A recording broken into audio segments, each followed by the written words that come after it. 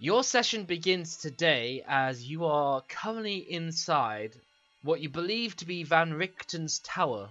A few of you guys are very bruised up and burnt. That much is very certain.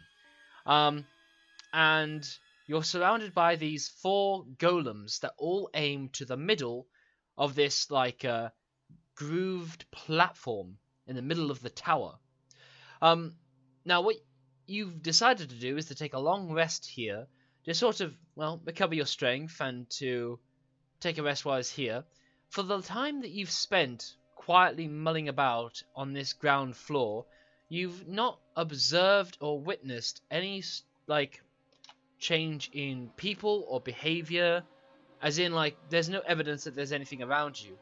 All that you hear is the occasional far-off baying of wolves. Now, when you finish your long rest, you actually find that you end up, when you guys start to stir and think about doing other stuff, you find yourself at a point where you're sort of just waiting to the evening inside the tower. Now, you do have one retcon, which I gave you because I made a mistake with that blue dragon, and, the process that Rhea made when she was dancing. And at the end of that session, you guys had a long discussion, and you came to the conclusion of not using it, entering the tower, and then beginning on with it. So, I can say that you can change your mind at any point, but, we can keep on in the meantime. So now that you guys have... I'm sorry, what were you hoping to ask there? Do you guys want to retcon to right before the carriage exploded, guys? I'm for it. No, that's what we voted on last time. We chose not to. Yeah, Okay. I don't really mind, but I think we can save it for something a bit more serious. I'll go with whatever the group wants to decide. Okay. Okay, so, yeah. Moving on, you guys are now at the, well, you're into the next day, and it is currently, well, you seem to find yourself into the evening at this point. Your long rest sort of just drew on, as you kind of just took it very lazy, very easy. You've already examined the crates, and there's nothing in them of any value. Now I would like to ask you what you guys plan to do on from here. Well, I suppose we have to explore the rest of this tower. Yes, you do. Alright, would someone kindly... I think the lift can only take one of us at a time, right? Incorrect, you can all get on board it. Okay, does everyone want to jump on the lift then? Yeah, let's try it. Alright, so we all jump on the lift because moving it would be silly. Okay, so yes, the all the chains are anchored to the bottom there, and when you step on, the iron golems shift a bit. A bit of dust cracks away between their dark, stony hands and whatnot. And they only move that slight bit, but nothing more. Guess we're going up, yeah? Yeah. Up, please. The golems listen as commanded, and they begin to ascend you all upstairs. The chains creak and rattle quite a bit as they do so. And you guys all keep nice and tight within the 5-foot wooden platform as you squeeze on that way. It isn't a smooth ride, and it rises very slowly at about 5 feet per round or less, and it's very jerky. But needless to say, you guys are doing alright. Well, I mean, you're keeping out of the wind and all the rest of it, Duckus, but even then, this building is never really quite, warm. Nowhere in Barovia really feels any, warmth. It all feels like vacant housing that all have no forms of heating to it, and all heat just seems to escape. It also makes sense when you get to, well, I'll explain the floors as you slowly climb through them. So over here, if I yeah, got your second floor and your Hold first on, floor. getting a phone call. Okay, cool. You always do at this time. But over here, you can see dust and cobwebs fill this otherwise empty room, the wooden floor of which is badly rotted and partially collapsed. And you guys seem to keep on ascending through it, as the hole that was here beforehand seems to have been the focal point where the rot has given way to the ground beneath you. Then you go to the third floor. It's time and the elements have all but destroyed this chamber, leaving a gash in the northwest wall and slimy black mildew on the walls. The wooden floor is completely rotted and has begun to fall away in places. And it's over here that you can see that there is a hollow side to the wall up to the northwest, which leads out to the outside.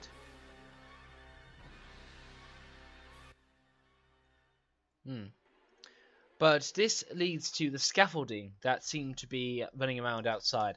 Very creaky and moving, scaffolding. And then finally, you get to the topmost floor, slowly, but eventually you do make it. And what you see is the following. So you will come out to this top section here, and unlike the levels below, this room shows signs of recent habitation, and although the place reeks of mold and mildew, it has plenty of creature comforts, including a cozy bed, a desk with matching chair, bright tapestries, and a large iron stove with plenty of wood to feed it. Light enters through arrow slits as well as through dirt-caked windows with broken shutters. Other features of the room include a standing suit of armor and a wooden chest. Old wooden rafters bend under the weight of the tower roof, which has somehow remained intact.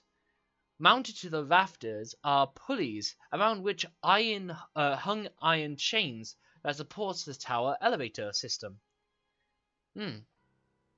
So, with that all in view, what do you guys do from here? Well, this looks a bit cozier. It is a bit cozier. I might light a fire.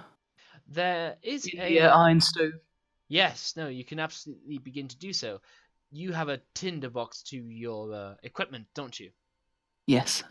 Alright, excellent. So, you strike up one of the uses of the tinderbox, and you begin to set it off. And the tapestries are, well, they may have had some scenes to it, but with the mildew that's gathered, the blackness has sort of covered out the details of the tapestries, ruining them. Yeah, Surveyor, you begin to look at the desk. So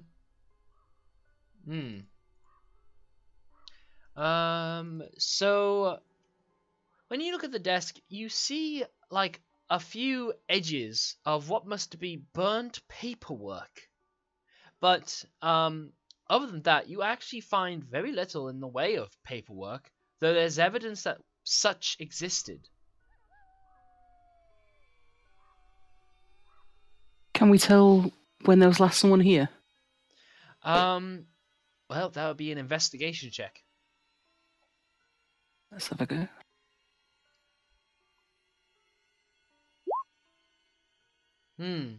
Okay. So you figure that this was left couple, if not more, weeks ago, like maybe 1 or 2 months ago. Okay. I mean, Rictavio told us to meet him here, so hopefully he's not too far off. Well, maybe. He did say there might be some help for you here, but yeah, nonetheless, he is not present, and he certainly hasn't come in the day that you have arrived. Next floor? There is no more next floors. This is the top floor of this single solitary tower. Also, there does seem to be a lavender aroma that You can absolutely check for hidden drawers, but I will allow you that in the time that you have available to you, there is no such thing. As in, there is no hidden drawers around the place. This is all pretty bog standard stuff. Needless to say, however, you do seem to get a lavender aroma emanating from the wooden chest. I suppose. guess let's open that. Yeah, check the chest. When you open it, you seem to find a doll's head that has been decapitated. Or you believe it's a doll's head because its complexion seems to have striking human elements to it, but yet is not decaying, and also has a waxy melting like complexion over its like skin. Oh, great. But the Ugh. stump of the head contains very gory details, of which suggests that this is not a doll in the slightest. You know what? This country's full of just charming individuals. The most, with the most, interesting of pastimes. Oh yeah. Now, Rhea, I will allow you a history check with advantage because of your class.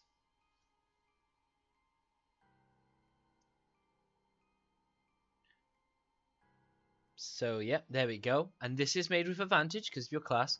So you actually recognize what has been used here. This waxy oil that has been come on is a kind of magic embalmment used to preserve bodies. Oh. So taxidermy. Yes. Sure. Well, a human head's a strange thing to save. I wonder Mr. why he Bates wanted to They the want- top floor. Mr. Bates to the top floor. Speak with dead. Does anybody have that? Good Nope. question. No.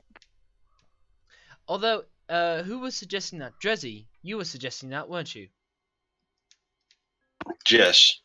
Yeah, since that you happen to mention that, you can imagine that this was the reason this head might have been preserved, so it was still useful for the Speak with Dead spell.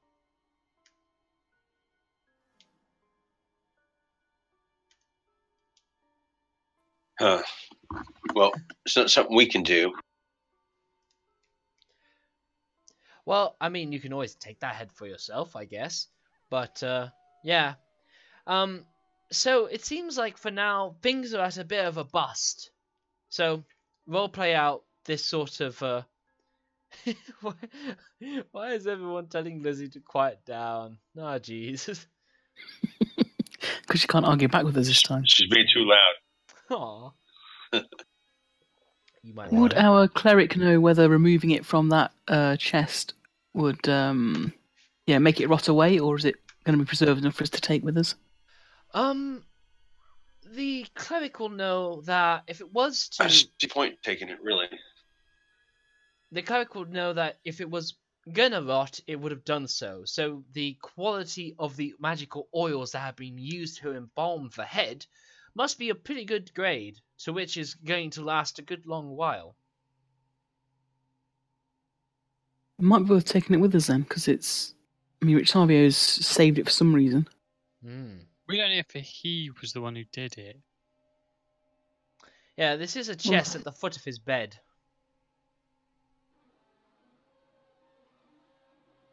Fair enough. I mean, if he may not Is there have anything else in the chest? Oh, and phone call. Yep, no, there's so many phone calls. But What about that suit of armour? Is that of a size that would fit any of us? now, because you have peeked into a suit of armor beforehand that had royally fucked you up, you instantly recognize that this is a similar armor. Okay, maybe we shouldn't be trying it on then. Well, Maybe you guys should move your icons onto this screen, onto the... yeah, maybe an idea. But when you do approach it, it doesn't react to you or respond to you in any way. though it seems, for all intents and purposes, in good enough condition. Maybe I should try vicious mockery on it. It's psychic damage, so it won't hurt the object. Okay. On a edge. Although attacking it might. Your mother was a skewer. To it. I would not have attacked it. Okay. Have we tried speaking to it in a different language? I might go over and just open the visor and sort of go, hello. It does not respond. And I don't see anything in there. And it won't respond to your psychic, your vicious mockery either. So Well, talk maybe it's with not. dead or nothing.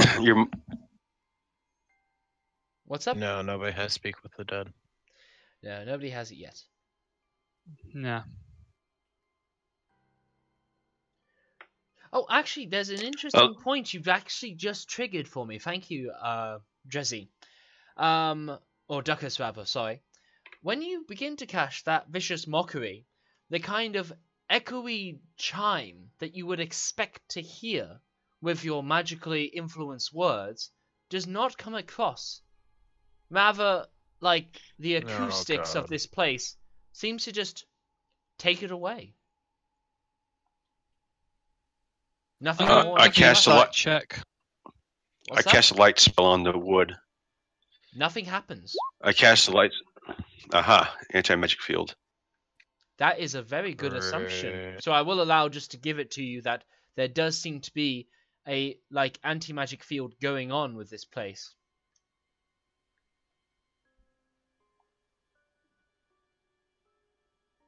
I mean, you just have to take the head outside of it for it to work. Hey, what kind of armor is that? That is something that you have seen similarly back at the haunted house, the death house. So is it full plate armor? Well, if you check out the handout for animated armor, you'll see exactly what kind of armor it is. Oh yeah, I can live with that. I'll take that. That's pretty cool. It is pretty cool. We But get all the crap carved off of it later when we go into a town that's non-hostile. Non-hostile town in Barovia. What a joke. Yeah. But yeah, I'm taking that. Okay. So, what armor do you wear currently? Currently, I wear chainmail. Okay. Then, what AC does it bring you up to normally? Normally, I'm AC 16. Alright, I think its best relative is plate armor. Make me AC 18 right now for plate armor. Yeah, then it is plate because it will give you AC 18. Alright, so I'm going to switch my armors around. Yeah, you do so with great difficulty as you find that very few parts of it actually come off. Your doffing time that you would take to get out of this armor will be doubled. So it will take you a full 20 minutes to get out of this armor. But you managed to get in it nonetheless. What do you do with your old armor? I'm going to shove it in my rucksack. Okay, please make sure that you add plate armor to your equipment, and I'll be I don't think you're going to be encumbered, but it'll be interesting to see how close you get. You've got that max strength, so fair play. Alrighty then. Now that really suits you. Very stylish. I'm going to get painted red in the next town. I like spikes. Oh yeah. Oh yeah. It's not going to pay off for you, but I will allow that when you successfully grapple something, they will take a D4 damage from your spike armor. I'm not going to be grappling. I didn't think so, but that is what I will allow for things that have spikes on it. Which this does. What if a monster comes up to you and says, "Want to wrestle?" Then I'm going to shove my scythe through its face. Yep. I was just thinking, if you try lay on hands, just be a bit gentle. We don't want any Luke, spikes. I've got a thing here. What's the thing? There's a thing on my character sheet that says, "Warning, multiple sets of armor or shields have been added. and AC is not correctly calculated. Unequip the armor piece from item. How do I? You sort that out. I don't know how, but Yeah. go ahead and sort that out. Maybe Press- just click the tick box. You had the equipped tick box clicked on, a little eye next to the chainmail. Okay, there is no eye next to chainmail. Yeah, I've got it. All good. Okay, there we go. I see it now. Awesome, nice one. Okay, well, I will stop interfering with that, but all good. Anyway, then, moving on. What do you guys get up to now? We're going to search all the walls, every piece, everything in this room. We're going to search walls, floor, ceiling, whatever we can reach. Lizzie cat, anything. Absolutely. You search this place top to bottom, and in the full hour that you put to it, and with your combined efforts, there is nothing out of the ordinary other than what you have found.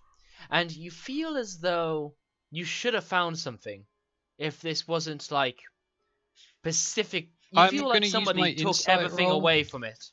I already asked about the murals, Dave. Sorry, you were asking about insight, Paladin. Yeah, I did an insight roll into what we should be looking for. Insight is to sense one motive. You don't have a target for that, so that's a wrong skill. You can give an investigation to survey your surroundings, but you don't need to, because in the space that you put all your time into, there is nothing else here. Huh. So there's nothing. Oh, how about the burnt pages on the desk? Is that readable at all? No.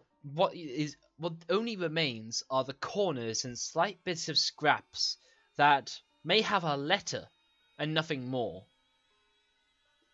Somebody was quite thorough to make sure that there was nothing retraceable from these bits and pieces. Okie doke, let's head out the tower then, see what this head has to say. By the way, is everyone cool with that? As you do think about heading out of the tower, when you move past some of the curtains that are pretty old and look out through some of the windows, you see forms, just vague dots in the distance, but you also hear the distant sound. Oh goody, the wolves are coming. Yes. They seem to appear from the northwest side of the lake, and within the Lake Baratok, where you guys currently are. And in a matter of moments, they seem to be all around the main only way in and out. Actually, that's a lie, rather. Sorry, that's a lie. First, you do hear that noise. Then, near the front of the building, another figure emerges. A woman riding a horse comes charging into view. The woman looks flustered, and hang on, let's get her. There we go. She looks very flustered, and when she comes to the remains of the wagon, she gasps suddenly and jumps off her horse. And I want you to imagine a Spanish woman swearing profusely, just that rolling hate in another language, as she seems to be kicking the ground and cursing everything. And then the wolves will howl in, and she's looking like she's running out of options. So you see that she approaches the front door, and she repeats the pattern before really examining it, seemingly like she knows it. She comes into the ground floor, leaving her horse to fend for itself, as she basically yells, "Come down and pick me up!" And the elevator will begin to start to move down for her, while she arms herself, aimed towards the door. And I think that's why the armor doesn't fit. Let's jump down. Armor. Are you serious? Wait, what's up? Let's go down the elevator. You We want to? can't. It's going down. You, I Already mean, left. Yes, to where he can jump down it if he wants, but sure, okay. Well, it's up here. It's up here and it's starting to go down, right? Yeah, you can hop on it. Just a surprise, but yeah, you hop on it. The thing If nobody is, else is going to do it, I'm not going to do it. Yeah, I'm doing it. Yeah, fine. okay, you all jump on the elevator. Given that there is 2 floors of rotting and decay going on, your actions aren't graceful, especially as your paladin has just donned some plate armor. So I'll be needing you to make me dexterity saving throws, please. Okay. Ouch. this- 5. I'm falling, aren't I? Oh, you're not alone. Oh God. It's probably you knocking us off. You're so spiky, we can't all fit on now. Yeah, that is a good explanation, but To be honest, is there such thing as non-spiky armor in Barovia? I yeah. doubt it. I just wanted to suggest, Luke, that if you need somebody to curse in Spanish, I can for you. Please do. Although the moment has passed, please give an example of like lavish woman Spanish swearing if you can. Me cago en estos hijos de puta que me han robado de mi cosa.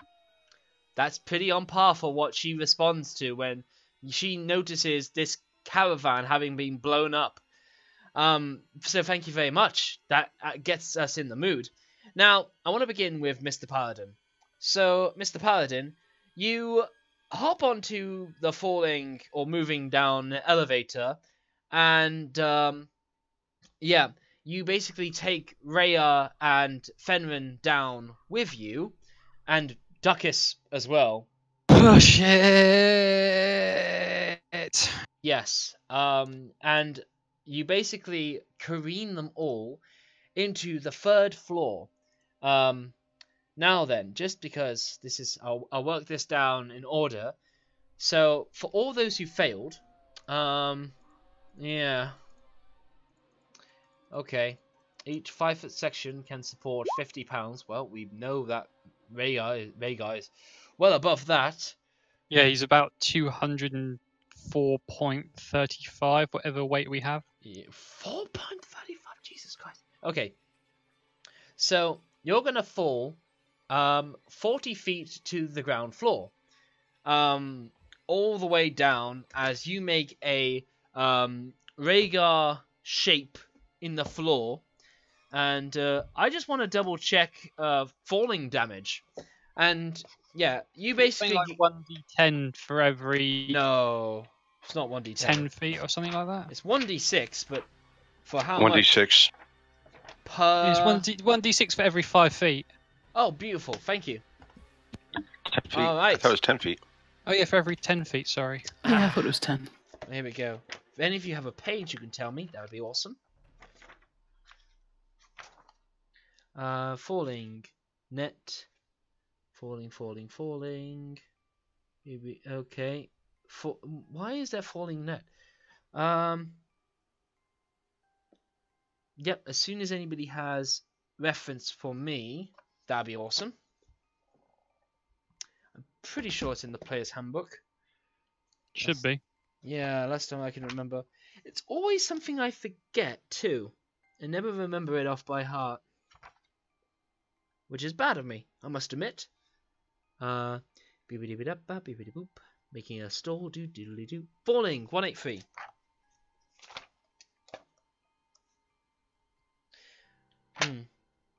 A shame they don't recommend it here, in this section of the tower. Alright, here we go. Falling 1d6 per 10 feet. Alright then. So, Rhaegar, why don't you give me your 4d6? Oh, Duckus, he is not a comfortable cushion. He is a spiky cushion. Okay, excellent. Yep, so Alex, you're going to take 15 points of falling damage. And Yeah, that's cool. That's a quarter of my health. Yep, and everybody, you're going to do the same for me, please, as you barrel through the 3rd floor and then the 2nd floor, as only Eyes will be the last one to actually be coming down the elevator. Oh, ouch. That's Eyes rough. just going to look over the edge and go, "What are you doing? I'm the one with 9 lives." Yep. Yep. Looked like so much fun. I thought I'd just, give it a try. You're at the ground floor as this woman seems to be coming on up. It seems. In fact, while we're on the matic of her, when you get up close to her, you can see that she's a rather interesting woman. To be fair, let's just get her handout out. Yes. So if you could please check the handout for Esmeralda de Avenir. She is armed with a rapier, and she kind of has the colours of a Vistani. Oh, goody. Yes. She also seems... Is this the lady that I saw running into It is. Oh, that fort last time? It is. Indeed it is. She is a hottie. Huh. Yeah, she is a hottie. She's boasting a charisma of +3. She also seems to be well armed. She's got some remarkable hand axes, a silvered short sword, on top of a rapier to her being. But she seems to be very flustered. She has lots of scratch marks on her clothing, as it seems like she's had a run-in. She sees you guys, baffled, as she is waiting for the elevator to come down, as all 4 of you land behind. Actually, you do not see a wooden leg to her. She has clothing over where that handout suggests, or at least you figure that looks like a boot. Either way, she's looking at you and she's like, no, what she does is she arms herself straight with her sword, and then when she notices the paladin in that suit of armor, she will quickly yell out, "Kazan! My orders are for you to aim your weapon at these other 3. And this is amazing. Oh, not again! I know. Not bloody again! This is amazingly hilarious for me because you have done this twice now, and this is spectacular, Trace. It really is. I fucking hate armor from. Yep. It was inanimate. It was bloody inanimate. And she knew the command word, and you happened to be in it. Yep. This is pretty fun. And you. This isn't. This is bloody fucking. It's all a learning experience. Cue the Benny Hill music. Oh yeah, absolutely. Yeah, certainly. If That's right. Yeah, hang on. Here we go. I think actually The this house moment... didn't require a bloody command word. Yeah, it didn't. This one, you figure. But anyway, Esmeralda is basically going to be looking you all over, and Rhaegar, with no will of your own, you are stuck fighting against this suit of armor that reaches for... Can I make a strength check to see if I can just, ignore it? No. You may not. Especially because you have just been falling and you are hurt, you're reeling as you clunked about in this armor, and the power of the armor is still quite decent. But either way, she also arms herself as the suit of armor falls in line, and your fall happened to, well, actually, goddamn armor. Actually, no, we're good. You guys get dangerously close to some of the clay golems as you fell down, but you all happen to sort of avoid them on your descent, as the elevator is still slowly coming down. What's that? I thought we were on the 3rd floor. No, you fell all the way through the 3rd floor, then through the 2nd floor, and ended up all the way down to the ground floor. You fell 40 feet. Ugh. You fell 2 stories. Okay. Yep, just to put that in perspective for you, as you blasted through 2 rotting layers of wood. Kodiana is with you, and she's hanging back with eyes, but she comes round. But basically, she is right there, ready, pointed with weapon in hand for the lot of you, at least all those that have fallen prone. And she is very, well, we'll start with the Benny Hill for now, because she's very nervous and she's on alert as she quickly asks you, "Who are you? You servants of Straud? No, we hate Straud. He's an asshole. She looks back to the armor, actually shocked that somebody's actually in it. But she just Can you get this shakes thing it off of me, please? Not yet. I need to find out your purpose.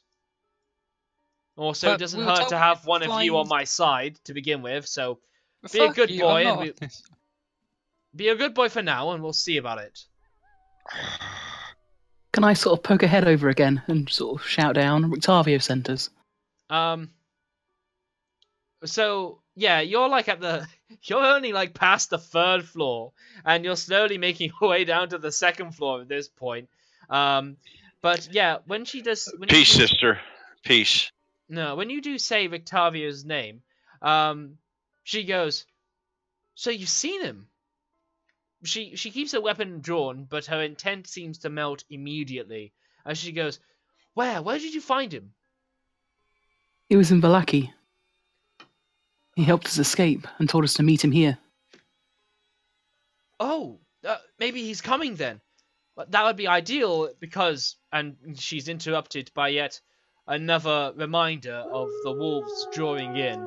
And she basically gives another Spanish swear of "puta madre" or something like that. I don't know. Is puta madre something like motherfucker? No, Something- puta is a whore, the mother of a whore. Ah, well, that's what she says. And basically, yes, a whole procession line of wolves all come forward from the dark, misty night. And you can see them all here. Now, these Jesus. Well, werewolves... there's quite a few. Hang on. Boom. There are wolves and there are werewolves. There Oh, is at joy. least one werewolf, actually. There are not all those other werewolves. The one werewolf that you do see first matches like the rest of the pack as he snarls and they all circle around the tower. And this one steps forward as the other wolves begin to circle around and begin to they get the whole pack involved. The one that's forward basically snarls with nasty venom, or rather nasty slobber and slime, but it comes in its like hybrid form as it looks up at you, or rather shouts to the tower itself, and it screams, "Esmeralda! We know you're in there. Come out for a peaceful death, or a quick one for the pack." Ugh, bloody werewolves. Yes, bloody I fucking werewolf. hate werewolves. "You must come out sooner or later. In the meantime, we'll enjoy your horse." And the horse squeals and whinnies as the wolves snarl and begin to rampantly slash and bite at it. The gore and blood that starts to spill open to the road runs like a river as they all slice and grab at it, tearing the flesh apart, and hair splays off with the nails that scratch over it. And for more you guys, you can only presume the scene outside from the wolf howls as you're on the ground floor, and Esmeralda is sort of like, shit. Alright. Now, obviously, one of you is to thank for my wagon having blown up, which, not gonna lie, That's made things a tad worse right now. But I'm going to need your help to live past tonight. So we're going to be friends for a while. Okay, can you get this armor off me then? You look like a perfect friend in that armor. In fact, you could look like a valiant knight protecting me in that armor. I'm not a knight, I'm a paladin. There's a slight difference, How but noble! you know, the knights unions, they get offended when paladins start calling themselves knights, and it's complicated. She gives a bit of a scoff and just dismisses you. Needless to say, she will be like, I recommend nobody tells me who blew up the wagon, or else I'm going to want to choke that person out tonight, which I can't afford. Cat did it. Really? Really, dude? Really? Really? Right now? Right now? Yeah. DM is saying, really? Anyway, she is just going to be like, oh, you're not the smartest bunch, are you? Doesn't matter. You're alive, and so are we, and those wolves are going to wait us out, which is not good for us. So, countercharge? Countercharge what? Well, we charge out and kill all the wolves. We're bottleneck. They'll just take us one by one until we wear down. There's way more of them. Obviously, they're not dumb enough to come in here. Well, they can certainly try. I mean, they're more than welcome to. Hell, killing them one at a time would be lovely, and maybe we can, close up the entrance with their corpses, but... No, I like it.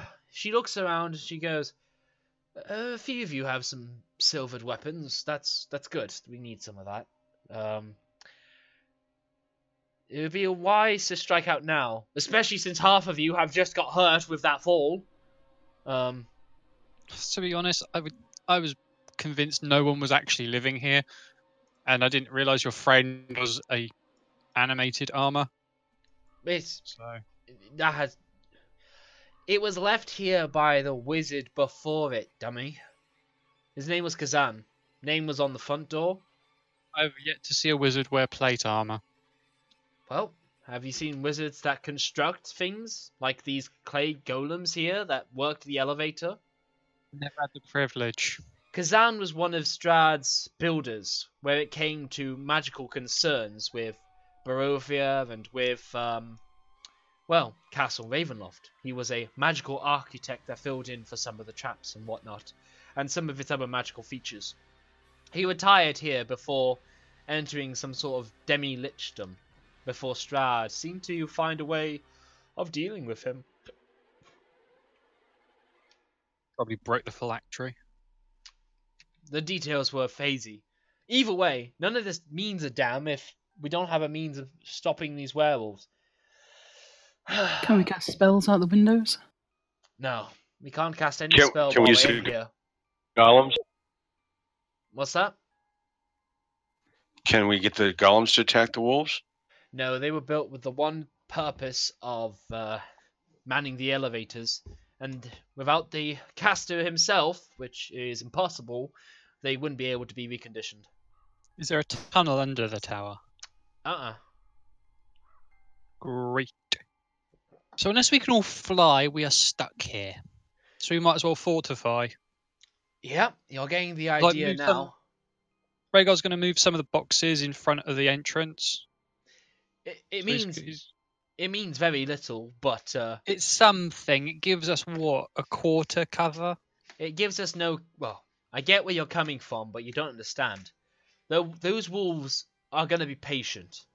They're going to wait for us to be worn down until eventually we're going to make the first move. And when they do, they will be waiting. Okay, so it's kill them first or nothing. You're hurt to begin. You need some rest. You gotta be on the watch out, and we can't go out there as we are now. I'm also hurt, and she does confirm. I was chased off the road by a few of them, so they're after me as much as they're likely after you. Well, judging from what Snarltooth said, he is after you. We're just here as an unfortunate bonus. He's Well, at, they didn't seem to be friendly when we met them the other day. She will also look at Rhea with suspicion. Something catches her eye, or rather, something like gets her. Rhea, can you please tell me what your proficiency in deception is, like the score value of it? You're not actually trying to be deceitful. I just need a score, please.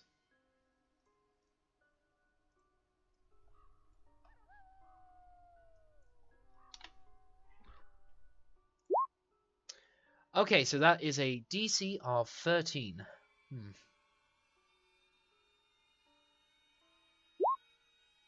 Oh, okay, no.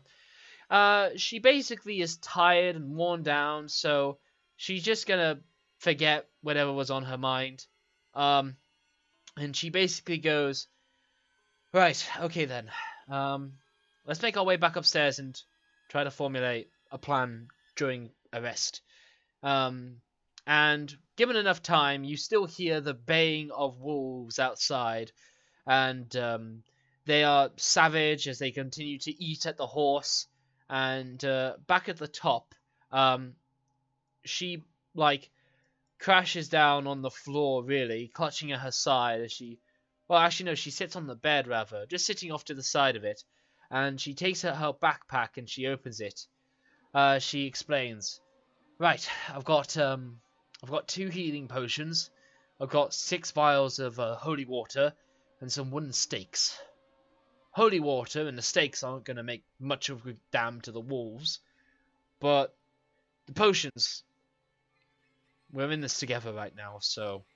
I think it's noting that Dave, or rather Duckus, is activating Song of Rest. Okay, you do so, Yeah. and all magic in this place evaporates. Bollocks. Anything that would be a magical condition evaporates. So I can roll some hit dice, Yes, and that won't affect anything. correct. Basically, she is going to ask that everybody make stock of what you have. Now, I want to ask you, what do you guys have in the way of rations?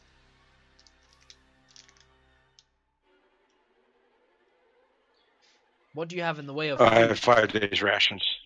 Yeah, Excellent. I've got 5 days as well. Excellent. 5 days. Wonderful. Okay. She, however, does not. She is much lighter, and she is lacking food, to which she is unfortunately stuck on. And she would just like puts her hand to her face as she checks this out, but she goes, "All right. So 4 people have 5 days rations. If they are, We're forgetting Irina. yeah, Irina also is. We've not been keeping track of rations. We will be at this point. You guys have enough to last 5 days at a stretch because you are sharing." And she goes, "Alright, 5 days is more than enough. I mean, these wolves are meant to be patient and wait for us to come out, but I expect some of them are going to get bored.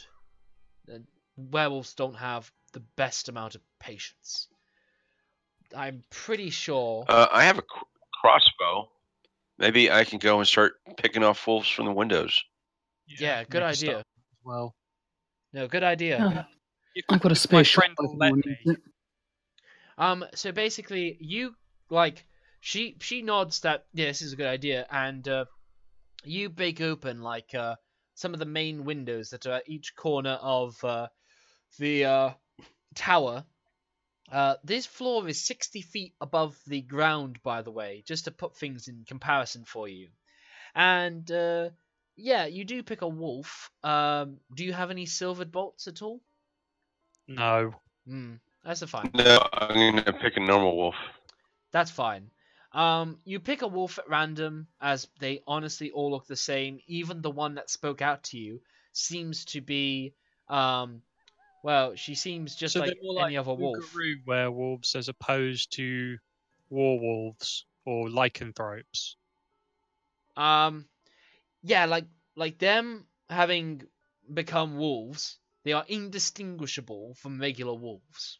They are not dire, they are not winter, they are your basic, like, timber wolves. No, not timber wolves, just black, dark, furred wolves. In fact, maybe I can have a handout for you.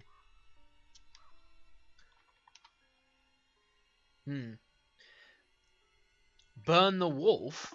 I asked you, Oh. Oh, wow.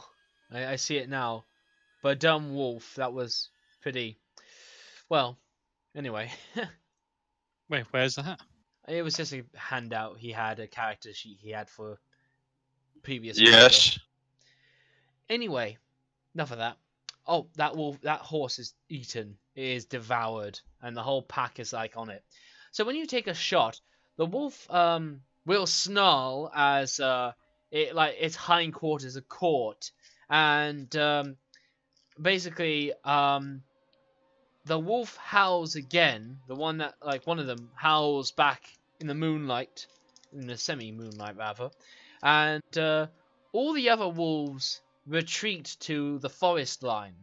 But the forest line isn't far away, and you guys are still on an island with a one-way trip on the mainland that leads back basically to the road you came up with the forest line right there.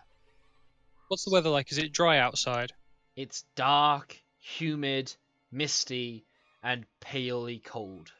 So I couldn't, in theory, take some cloth, wrap it around an arrow, set the arrow on fire, launch it into the woods, and expect the woods to go into an inferno. The ferns rather, are, despite the color and desaturation of everything around you, no, these trees are thick, ancient, groaning with mist that hums between their branches. And their ferns are heavy with infernal life, as it were. So no, it will not be an easy thing to burn down. Okay, so we either stay up here, starve, or go kill them. And we're probably going to get mauled pretty bad. Esmeralda, and one of us will be a werewolf. Esmeralda nods as she's like, now you're getting the idea about how packs work. But don't worry. So why don't I call out the alpha? Because he's not going to respond to you. So he, a dominant male figure, will not respond to a direct challenge to his leadership of his pack? No, probably. I like the thinking. Outside of Barovia, that would work. Oh, God damn it! There is... no.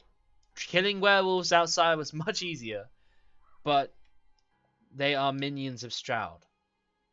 Straud is their alpha. And failure to him is non-conditionary. They will try to add as much care as they can in their mission to destroy us. So we must add just as much care to make that difficult for them as much as possible. We will make it out. It'd be nice if we had, a big store of bombs to use on them right now. And she's just gonna put her hands in her face and stroke her hair back as she goes, yeah, not gonna lie, that would be pretty helpful, among other things. Do we want to use the retcon? No, commit to it now. Yeah, we don't need to retcon. Yay. Retcon. It's more interesting this way. Mate, we've got no... Hey, according to you, there is no clever way around this. And forcing it doesn't favour us. Listen. We can we've done the math first, okay. Then retcon. Listen. Star Wars has recently been announced and released, so... Yeah, I'm gonna quote Han Solo here, which is, never tell me the odds. You're adventurers. You make impossible Fine, let's things adventure. happen. Let's kill ourselves some wolves. I want a nice wolf cloak when I'm done. Which one is Han Solo again? He's the one who snogs Princess Leia at the end of the movie. Which one is Princess Leia again? We're being One with trolled by Chelsea the balls sick on her man. ears. You can't tell because he's sick, but he's trolling you. No, You are. I'm not. You I are. smell Now, trolls. 2 people Star kiss Wars. Princess Leia. Yeah, one of them's her brother. Mm. It doesn't count. I haven't really seen Star Wars. It's fine. It counted in my book. I'm glad I don't have any sisters. Aw. I could do with siblings. But that aside, however, that aside, was it really that funny? Yes, it was. I was talking about incest, yeah. No, not incest. No. You Star Wars. sick people. All I said was I wish I had siblings, but We're that talking about immediately incest in means Star Wars. Jesus Christ. What's wrong with you? Oh my god. Anyway, you guys have the issue of basically Esmeralda agrees with your thinking, Rhaegar. She's like, you're not wrong. They will basically try to come back tomorrow and see if we're gonna give up. At that point, we'll have rested, and we'll see about a way of surprising them, if any. That's all we're looking for. We're looking for them to lower their guard, and then we'll leap at them. I can generate a Faroon? cloud fog. Nice thinking again, but that's more an issue for us, as they have got great smell to pick us up. But I like the thinking. Please don't feel shy. Is there any wolf yeah. bane? I had to use it all up with the fights I've had on the way with them. Okay, Anything else? that's poisoning them out the options then. Anything What's else I with had? Rhaegar all farts a like lot. power? We can save his farts.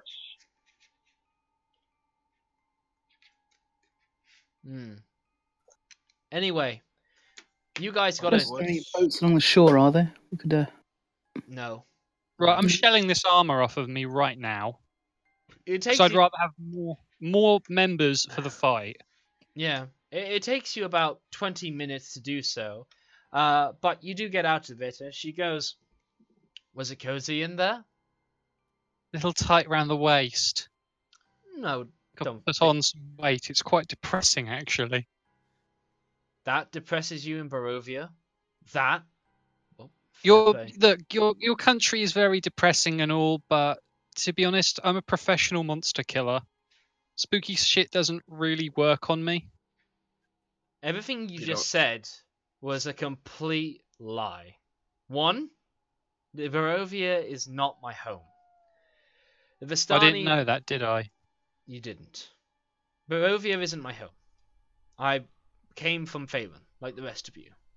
The Vistani, they have a play area here in Barovia, but they can move about as they come and go in Phalan and the Sword Coast like everybody else. Straud gives them free passage. I happen to be growing up there where it wasn't bleak and anything. Until Rictavio came by. Anyway, that doesn't matter. Point is, if anybody is a monster killer here, it's Rictavio, and then it's me, and then somewhere far, far down the line there's some of you guys. I say we hand her over to the wolves. Do that. Well, hang on. Yeah, this sounds like out of context. Hey, hold on a second. I'm joking. You're making a lot of demands. What can you do for us? 1, I can fight. 2, I can fight well. 3, I will get you out of here alive. And if Rictavio has sent you here, then I will be helping you in your fight against Straud. That's what I can do for you. That sounds like a good deal to me. Well, I'm not know saying what I bloody can word do? on the issue. I'm wrong no matter what I do at the moment. I'm sorry, 2 people were... Let's have Drizzy first. I said, well, you know what I can do? I can play some really beautiful music, and I play my instrument. She's Hold on. She's on board with this, and she's just like, yeah, sure, I need to pass the time for a bit. That's an idea. Please share. He's a musician. They're wolves. You I can don't lull think them that's to gonna work. sleep, and then we can murder them. Listen, that only works with Harry Potter Cerberuses called No, Fluffy. it's a well-known fact that music soothes the savage beast. It's Esm- proven. It's a common trope in every story. Peter and the Wolf, for one. Esmeralda just. But just this isn't every other story. Just Don't like- tell me, don't tell me, don't tell me. It doesn't work in Barovia. no, it doesn't work back in Feyre neither, because that's stupid. Excuse me for outside thinking. Maybe if any of those werewolves actually had like a hint of humanity left in them, but they don't. They don't care to try and be back to normalization. They don't care to fit in with society. They enjoy working with Straud, and they enjoy having the spoils that come with it. So you're not going to touch some inner child of theirs. You're talking about inner child. It's just a programmed response. This is why I'm a monster hunter, and you're way down the line of it. I really like everyone we've run into so far, truly. You have Fucking Straud, he was a nice guy. Complete not a tosser, but You thought Straud How about was that nice. halfling you guys met? being sarcastic. You are full of sarcasm for a paladin. It's a wonder. Yeah, well, when you're screwed, no matter what you come up with, no matter what you try, you know, you lose your scythe in a fucking house. Oh, is that all? Oh, forgive me. She basically just stamps her right foot down, and she pulls up like the Vistani outfitting to it as she goes. You don't see me whining about this foot, as you see that it's a very intricate, like clockwork foot. It's not a wooden, prosthetic. It is a prosthetic. What am I saying? It's a prosthetic, but it's not made of wood, it's mechanical. Thank you. Yes, it's a clockwork one with actual You're welcome. intermovable parts to it. And she says also, it was bitten by a wolf beforehand. I didn't get the lycanthropy, but it slowed me down. I didn't piss about. Fucking insight that! Yeah, by all means. By all means. Yeah, by all means, incite it. She's telling the 9 truth. doesn't work. No, I mean, she's telling the truth, as far as you can believe. And she goes on to say, I didn't get the lycanthropy, but even if I did, I wasn't going to risk it. After a couple of days came by and I didn't move the same, I had it chopped off and got a prosthetic that would give me my mobility back. I didn't whine about it. I got on with it because I had every purpose of killing evil. So I expect a paladin to complain less. Yeah, well, this paladin's kind of sick of having every possible plan and suggestion saying, no, this won't work, no, this won't work, no, this won't work. Well, because half of them have been stupid. Come up with a smart idea and we'll be talking. Fucking Evil- going this won't work. downstairs. No, this won't work. No, this won't work. No, this won't work. Downstairs. No, this won't work. Lovely. That's a Lovely. stupid idea. It won't work in here. Hey, that won't work either. Bringing top of the Barovia. charts with Barovia. Fenrun and his D&D things. Can my character switch to a bard? You can multi-class into a bard if you've got the charisma for it. No, I'm fine. Alright. Either way, she's like, just have a sleep. We'll be better prepared for any kind of fighting we'll have tomorrow. That fall didn't help and we'll need to be on top form for it. Okay? We will make it out of this alive. Just, All right. I asked her, do you need anybody to tuck you in? she just looks at that statement, rolls her eyes, and just disregards you. She's just, that wasn't a statement that really landed with her at all. Either way, Irina, who's with you, she, Esmeralda finally looks at her, as if it took her a while to actually get round to her, as Irina, as always, was keeping, out of the sidelines to this.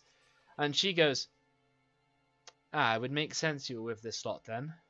And, Irina kind of looks awkward at this. And Esmeralda goes on, you do know who you're harboring, right? Yeah, Straud's lover girl. Alright, so you do know. Yeah, and the longer we keep her away from him, the more pissed he gets. You get the idea. Still, pretty ballsy of you, I gotta admit. If it pisses off Straud, it makes me happy, so She's gonna smile at that.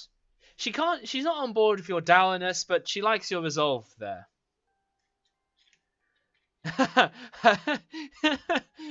She's hottie number 1. You're number 2. I Nice. thought I was 1, Rhea was 2, Why, Marina was She's 3. Party This woman is... Why must party you members so- don't count. why must you sexualize all party characters? Can a woman not be independent without you putting her on her hottie list? I have not sexualized either one of our fellow PCs. Okay. Only Um, NPCs. Right, fair enough. Then it's fine to sexualize women. Either way, basically she's like, we'll set up a watch. Anyway, she basically just hunkers down to the ground and she takes out a card pack. This card pack is very familiar to you.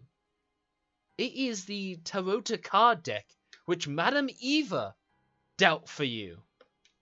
She's just there playing like what's the solo card game you can play on the computer? Solitaire. She basically is like doing solitaire with them. What's the moon cycle?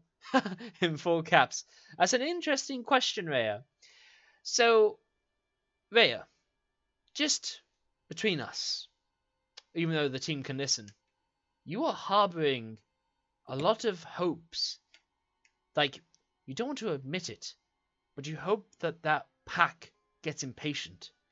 You hope that they come with bloody fury and ferocity as they can let every one of those carnal, bloodthirsty instincts take over and rip all of these sheep apart. You are kind of like tensing your fists back and forward as you look onto the moonlight, and it's not a full moon, but it's very, very close. Needless to say, however, you continue to hold back your lycanthropy, but you feel like your time is coming soon. Either way, however, you manage to hide the effects from the others, as you do feel changed. If you could talk and roleplay, you would be very anxious and pretty sharp and snappy at people if they like disturb you needlessly. People may come to you with, how are you feeling? And you may just be like, I'm fine. And they're like, you don't sound alright. I said I'm fine. That would be more or less how this would go down to you. Alright then. So, back with Esmeralda, she has got the same card set that Madame Eva had. Does this interest anybody? No. Yeah, actually, can you determine if any of us are werewolves with that card set? You are applying a bit of That's metagame knowledge here, That was a joke. It's a joke, of course. but Why wouldn't it? yeah, but It's a perfectly reasonable question. You had an encounter with werewolves. yeah. It's Anyway, perfectly reasonable. She will respond with, maybe these cards have an answer. I take it you've met Madame Eva then. I haven't, but I think these guys have. Ah, right. That didn't make sense. Yeah, she means well, as far as I can tell anyway. But I can't be around her as Vistani. Anyway, doesn't matter. Since we got some time to kill, again, I mean, I could check with the cards to see what that might all mean. Like, may as well. I can do a reading like hers. About doing a reading to see whether any of us live past tomorrow. Oh, nice, happy question. Well, Alright then, I don't see any reason why not. Should be fun. Alright then. Let's see. Let's get those cards back up. Yes. Here we go. Be better reading to suggest a plan. Nice. Yeah, that's a good idea, Liz. Well, I've already had one request, and she's gonna take it. So then, Don't encourage her. well, it's been encouraged, and I like it because I like doing the card readings. So Esmeralda basically takes out from her bag a little candlestick, and she will light it on the stove. She puts it before the cards that she about to display. Immediately, there's a shift between how she treats them, and there's already an aura of ancient magic that seems to come across as fates themselves are bound into the cards. Now, Vic, do you see the card deck to your bottom right of the screen? Yes. Why don't you deal... Well, firstly, let me shuffle them. Whoops, not recall. Shuffle. And now, why don't you deal one card at a time? Just to keep it fun. Mm-hmm. So, deal one card to yourself, and from your hand, basically... hang on. Let me just... There we go. Nice. Excellent. Good. Make sure you delete those others out. So Yeah, first, I can't actually delete them. I think I need to drop them somewhere. yeah, drop and then delete out into the scene. Something like that. Yeah, I might do that later. Yeah. So, firstly, she goes, well, this is not good. Obviously, to this question, having the executioner come up first is not good. Because obviously this means that death is going to happen for sure. Now, we can have hope that this deals with the wolves, or this is just confirming that it understood your question. Either way, the executioner card is clear. Things will be killed. So, I'm not sure, but that looks kind of like Fenrir. yes it does. Striking. Have you... Strange coincidence. Fenrir, when this card is sort of flashed, you know how cards can have like that 3D effect where another image comes up when you tilt the card? For you and only you, when that happens, you kind of see your like image blink into that hangman's noose. Yet again, that hangman's hanging seems to linger with you in omens that seems to recall you back in every so often. Like fate is talking about your hanging. Either way, she's like, well, the reading's only begun, so let's get on with the next card. So, same process again, Vic? Yep. That one. There we go. Alright. So, the hooded one. So, bigotry, intolerance, xenophobia, and the mystery presence or newcomer. She takes a moment to sort of ponder this card's meaning, as she's like, what could this card mean? Well, werewolves don't particularly care so much for xenophobia. They are the victims of it. They relish... Barovian, I dare say they're xenophobic anyway. Well, the Barovians are, but when... werewolves are always to be treated with mistrust, as they rightly should be. They're evil to the bone. But some maybe once were good men. Maybe. Nah, they're from Barovia. They're evil. There is still good between very rare numbers of people, though you may not see it. And even if there's no action. Character, right? Well, Rhaegar, you've not made any effort to make that clear before opening your mouth. Either way, however, she will go on to say, good can... well, the whole point of Barovia is it's a machine made to turn all good people evil. That's its purpose. That's why it is the most worst spot there is in the universe. Werewolves are the subject of xenophobia, much like any other creature, but that's why they relish their own pack. This card's meaning could mean you, being the outsiders to this realm, or it could mean the werewolves themselves, or perhaps just one that is hooded. In this context, it has a variety of meanings. We'll need to do more of the cards. Draw another one for me.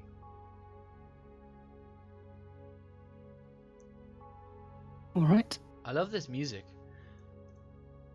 Ah. Now this is making more sense. This is still on topic of the werewolves.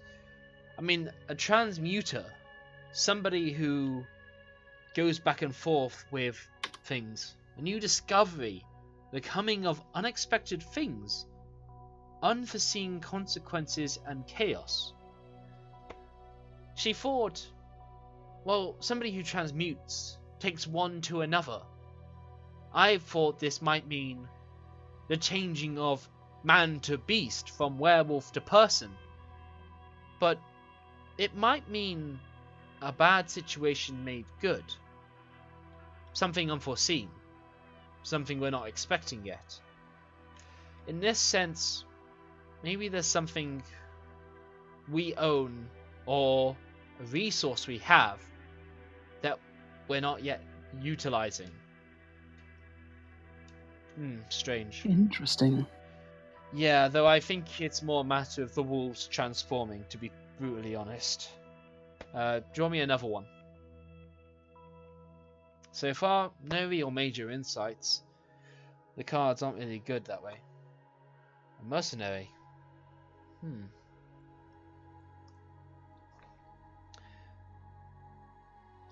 Inner strength and fortitude. Those who fight for power or wealth. Seems the cards are just interested in telling us about the werewolves themselves. Werewolves fight with ferocity for the sheer power of the pack that they have. It makes sense that they fight for Straud and they fight to keep dominance. Their whole, society is one revolving around dominance. Yeah. Seems like these cards are determined to talk about the werewolves in some way.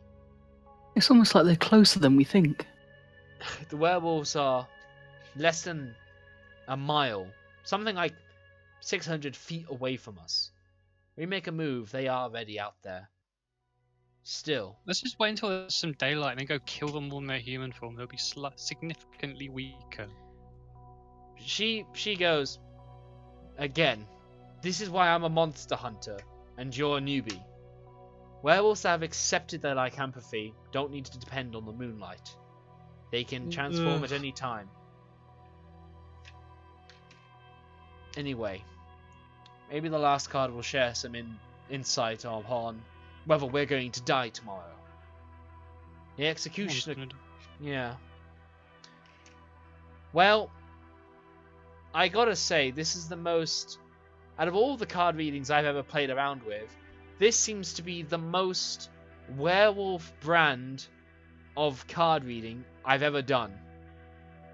The beast in the middle is the werewolves incarnate. The transmuter and executioner both speak of killing, bloodshed, the change from man to beast. The mercenary speaks of power, and it speaks of their vicious motives to seek it and to kill for it. And the hooded one nearby the transmuter suggests that they can be hidden away and they can transform at a moment's notice to reveal their true inner self. Well, the deck always is a surprise, but your question was, are we going to die tomorrow? I think the matter that the executioner card was brought up immediately, and that the beast should be the final card, The only hope we have is within the Transmuter card. That suggests a turn of events. Though, with the rest of these cards, yeah, it looks bleak. See, sometimes it's not good reading these cards. Doesn't give you a I was lot hoping of for hope. something a bit more cheerful. It does seem very preoccupied with werewolves being near, though. Almost like it's trying to warn us about something.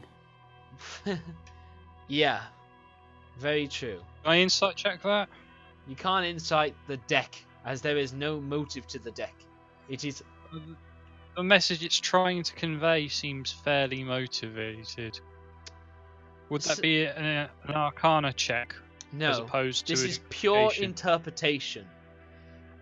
And in fact, yeah, that's I'm gonna rule it as that. These cards are pure interpretation.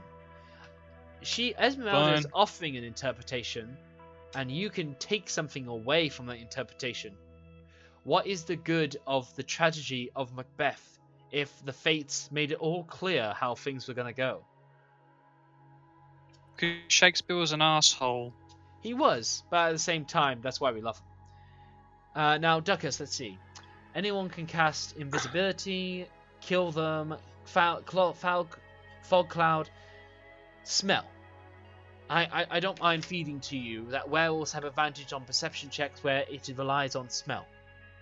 Take that away from you. Well, if we start a fire, that'll cover up the smell Maybe. because it'll just smell like fire. Maybe. I have fog cloud and silence, so I can do a fog cloud in front of the building, and then we can silence, and we can go kill some of them, and retreat, and then We should take the bodies back with us so we can eat the meat. and drink the blood. Wow. Yeah, and drink the blood. I mean, look, it's a resource thing. Dude. Come on. I'm not What? going to have you say a paladin if you're going to willingly dare risk lycanthropy. The curse, as far as I know, the curse only works if I get bitten. There's nothing in any sort of lore or stories that I know of where eating werewolf gives you lycanthropy. Okay. This is DM And talking to... There's normal wolves there too. This is DM talking to player. This is why I'm an expert on what's going to happen here. And why you are a noob to this. Good lord, man. Tempting too much fate here. Either way, try talking to them. Well, Rhea, maybe you have something interesting to say to them. Maybe. Either way, however, she packs up the deck, and she basically shuffles those cards back around, and she goes, "Well, the night is still young, I guess. Anybody else have anything on their mind?"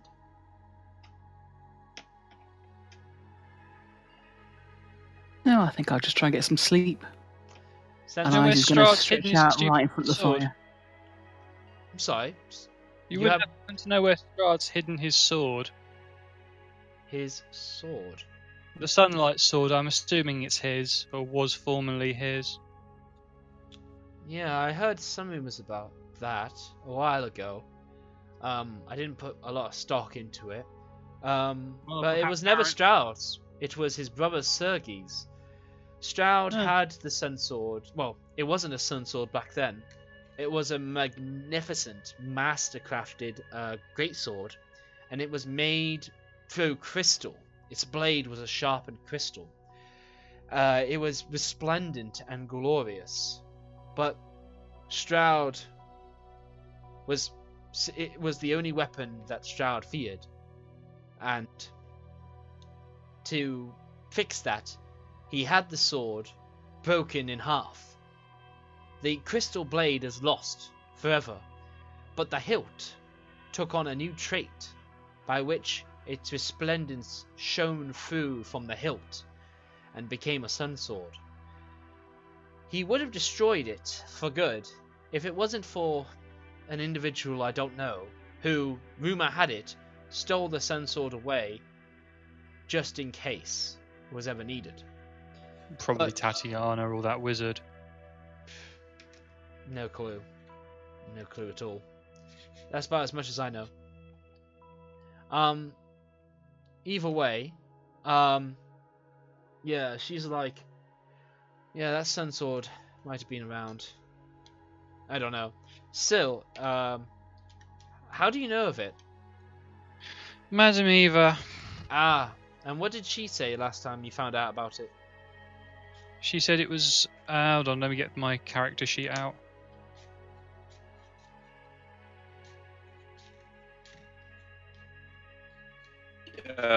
You want to read my Cliff Note version of it? Sure. If you would be so kind. The sword of light and strength, the missionary, the guardian of scarecrows, warning of the spread of fear and ignorance, performing holy work. He feels he is performing a holy duty. That is a perfect mix of each part of information I gave you as you've merged them all together. But you took some note of it, so I applaud you for that. With that Yeah, description... Oh, go on. Go on, Rhaegar. I've got power, strength, weapon of sword of sun, light, guardian. The snow. There's a scarecrow with a sackcloth guardian. Wisdom and faith. Spread fear and ignorance. False priest. Sword of the sun. That's it. She doesn't know a lot of what you're saying, but place of snow and scarecrow. I only know of one place that could be referring to. Also should have a guardian apparently. Yeah. Either way, I don't know about the rest of it, but it kind of sounds like the Abbey of Krezk. And if I take you over to Barovia, I'll show you where she means. It's high up in the mountains, or rather, it's quite high and it's fairly cold over there. So I imagine that's where it's talking about. And Since Madam Eva said it'd be far away. well, yeah, it's fairly far. I mean, for the, lengths and breadths of Barovia, it's the other side of it. But either way, from where we are, Krezk isn't too far, honestly. Well, we'll put it on the to-do list after we get out of this tower, kill the wolves, and head to the Yeah. nearest one. Well, fair enough then. Yeah. So, with that, Irina is kind of actually going to chirp up a bit now, and she does say, I'm sorry I've been such a burden with you guys. I kind of hope... Nah. No, I do appreciate what you are doing for me. I wish I remembered more about anything with Straud, or why he's after me. Yeah. Don't worry, Fenrir. It's cool. But she basically goes on to say that, I understand that you made a promise to my brother, Ishmark, but at this point, I don't know. Maybe it'd be better if you didn't have to look after me, I guess. I don't know. Stop being silly. Well, I'm not being too silly. Wolves are coming here and, well, Straud will hate you for having me here with you. Straud hates everyone.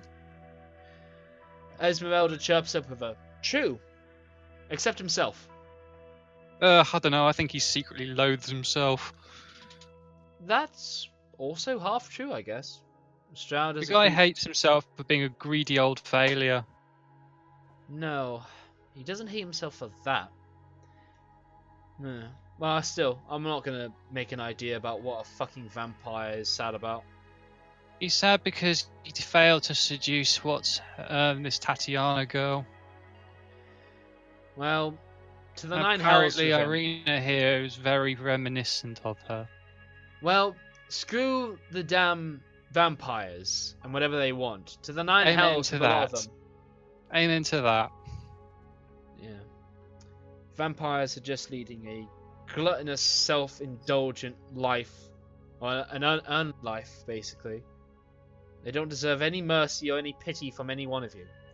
Don't ever mistake that.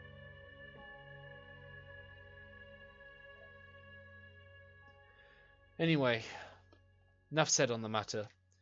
And just to make matters, reminder again. They continue to howl on. During the night, the howling continues as... Can I see any of them from the windows? You don't. In fact, the night sky is so dark and black that you don't even see much beyond the dark mist. Only thing that is in the light source is the little stove fire you have around. Rhea, why don't you try /W and then begin to type Luke S or GM and then begin to type something?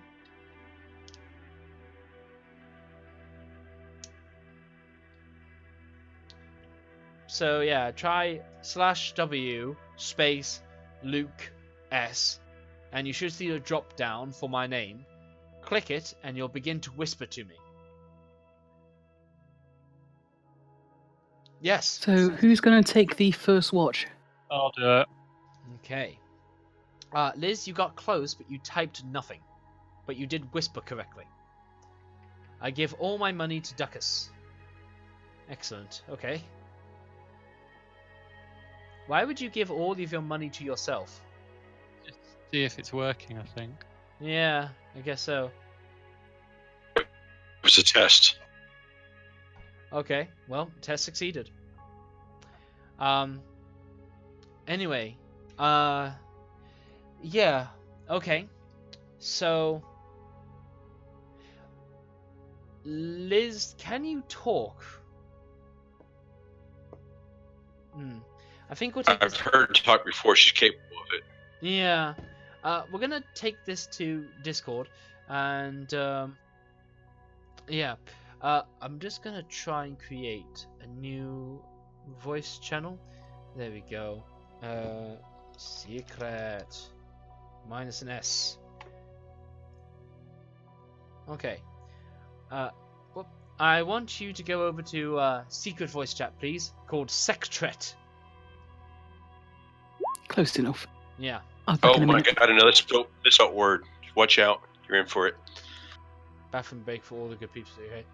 But yeah, come to the Secret voice chat, Lizard Cat. Okay, there we go. There we go. You don't have to talk. Hello. You don't have to talk, but you can use this to hear me. So you basically try to sneak out. So you basically whisper to the elevator to move down for you. And in the absolute dead of night, you feel your lycanthropy on the verge of erupting out of you. But what do you basically do, and what's your plan here? My plan is just to talk to the main werewolf and see if I can persuade him that she's no longer here. Okay. And that I'm on their team. Okay. I like it. I like it.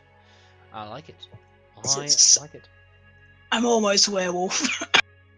Yeah, the coughing is ideal for your lycanthropy showing signs. So, yeah, this is not a man you're after, this is a woman. This is named Kirill. Yeah. So, when you basically hunt off to find her, your approach is merely to get to the forest line, and with that, the fog is still very thick before you as you make your way out. But within, all of a sudden, the silent footsteps of werewolves have already come closer, as a woman does appear before you in rags, curiously waiting to hear what you have to say.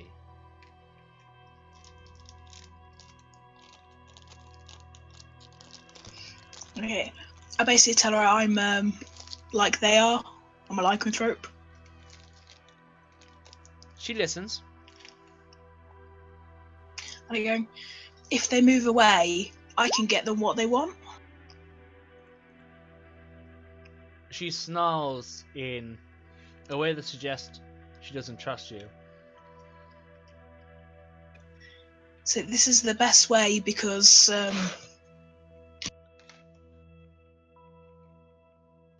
they don't know who I am, and I can lead them into an ambush.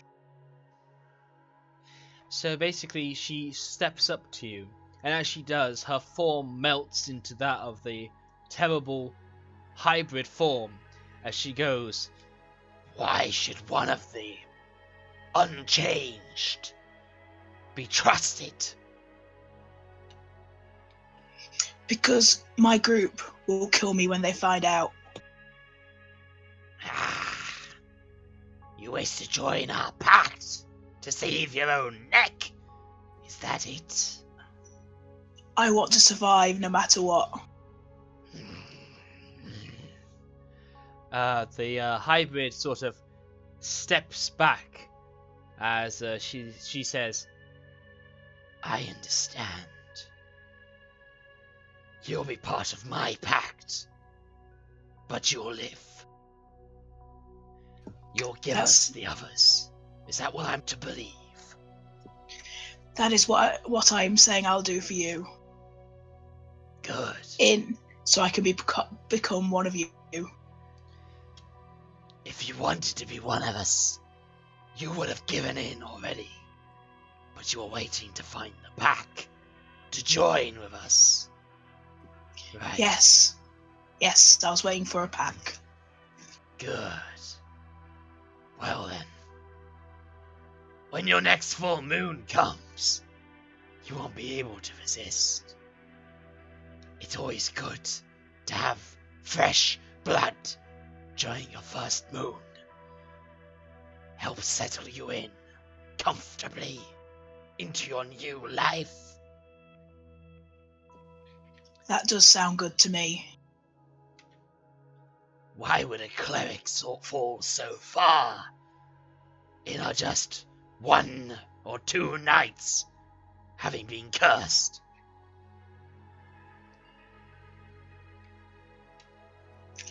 Because I know what my group want to do, and I don't believe in them.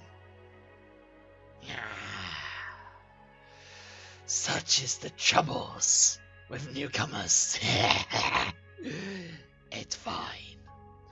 I will agree to that. How shall you give them to us? I say you fall back to the next fork in the road. When you're all gone, I'll lead them to you. So if you fall back to where that bridge is... Just so we talk out of character, this is, this the, cross in the road back at, where the werewolves encountered you before? Yeah, it is. Okay, fair enough. Okay. And, she will basically reply back with, "The X crossing." Yes, we met some of your kind there before. Yes, you killed them on the spot. Don't worry, they were weak. I'm not mad that you ended their miserable lives. I was stronger than them, and I will be stronger for you. Good. I'll choose to trust you. But if you betray me, then know that I can't go back to Straud without your head, and I won't be risking mine for yours. I will send all my wolves after you, and during your first full moon, you'll end up with us one way or another.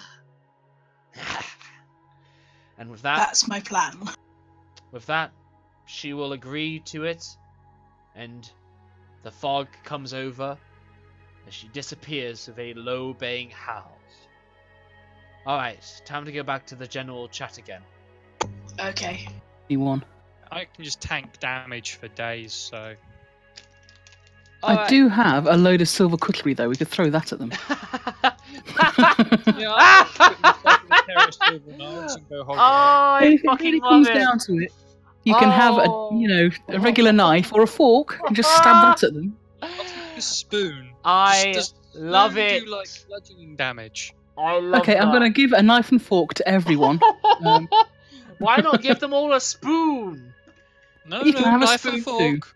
A fork can be used as a powering weapon, so it counts +1 towards her You know what's really beautiful, Rhaegar? You could What? attack with it as an improvised weapon. You would do so at disadvantage, but if you hit, you could smite through that spoon. Can we smite with a spoon, Luke? I'm not going to tell you what I need you to do. Master. I'm just telling you what you can do. Alright, can I use the heat from the fire we have to melt the silver and apply it to my scythe? No, the stove is too small to make that much of a heat. You don't have Very an well. iron pot by which to smelt with. And before we get into any of that, who has proficiency with smithing tools and the kit with them? No one. Thank you. That's what I thought. I have proficiency in leatherworking tools. Is spoon Yeah, this is metal made of craft. leather? No. I can put a leather sheath over the scimitar head. No. I mean, yes, you can make like a scabbard for your scimitar, I guess, if you have the leather on hand. Could you use the scabbard as a bludgeoning implement and have silver tipped on the end? Why do that when you can have a sharp scimitar and actually cut things while it's still silvered? Because, I don't know, because, non-silver weapons don't really do shit. You wanna attach some silvered cutlery to your scimitar. Oh, Whatever works, man. I know, I dig it. I do like it. Either way, however, your night goes relatively quietly. You all gain the benefits of a long rest, as does Esmeralda. So now morning comes, and it's as you can imagine. The mists have not gotten less, they have gotten more. It's so foggy you can't see anything beyond 15 feet in front of your own eyes, but with the tower excluded. And it's perfectly grey and overcast. There's not even a semblance of the sun in the sky. It's so thickly fogged up, with a cold, light humidity to go along with it. So the morning is kind of sweaty, damp and cold, but it's still comfortable enough to have slept through, except for the baying of wolves, which was not pleasant. Now, how do people prepare? As Esmeralda does say, right, now we begin our assault, or whatever attack we have. I'm just going to take my scythe off my shoulder and go, right, let's do this. Yeah, let's just charge out there and kill them Kill all. them all. Have some thoughts, though. If there's any way to get any advantage, then it's worthwhile. No, you've made it pretty clear, Luke. The wolves aren't dumb enough to come in, so we can't bottleneck them. Shh. Okay, there you go. Alex, hush the sass. Just because one idea is bad doesn't mean another is... I'm just bad. relaying information that you, the DM, have given us players. You've made it that they are determined to get their mission Hey, sorted. hold. If you want which that means mace they're of not dumb disruption... Okay, I'm Thank you. Thank you. backing down. Fine. Thank you. Appreciate it. Anyway, so Esmeralda is saying, right, can any of you do any amount of, well, the illusions wouldn't matter if they were 5 feet from here. Basically, there is a back entrance, which I'm surprised the wolves haven't risked going through, over to the north left here. This scaffolding could be moved. We could go around the back, checking if any of the wolves are there. If they're still in the forest line, they'll be looking out to the front. If they see the door open, then they're going to rush out. But we could make sure we're ready behind the tower first. So we're already halfway across the causeway before they get here. Anything like that. Go out the 3rd floor, Rhea says, and they go, All right, it's rickety, so treat it carefully. But yeah. Now, I need to ask: did any of you have any kind of magical forwarding boat at all? No. Fortunately Boat? not. Yeah, didn't think so. I mean, there's like 2 magic items in the whole group, isn't there?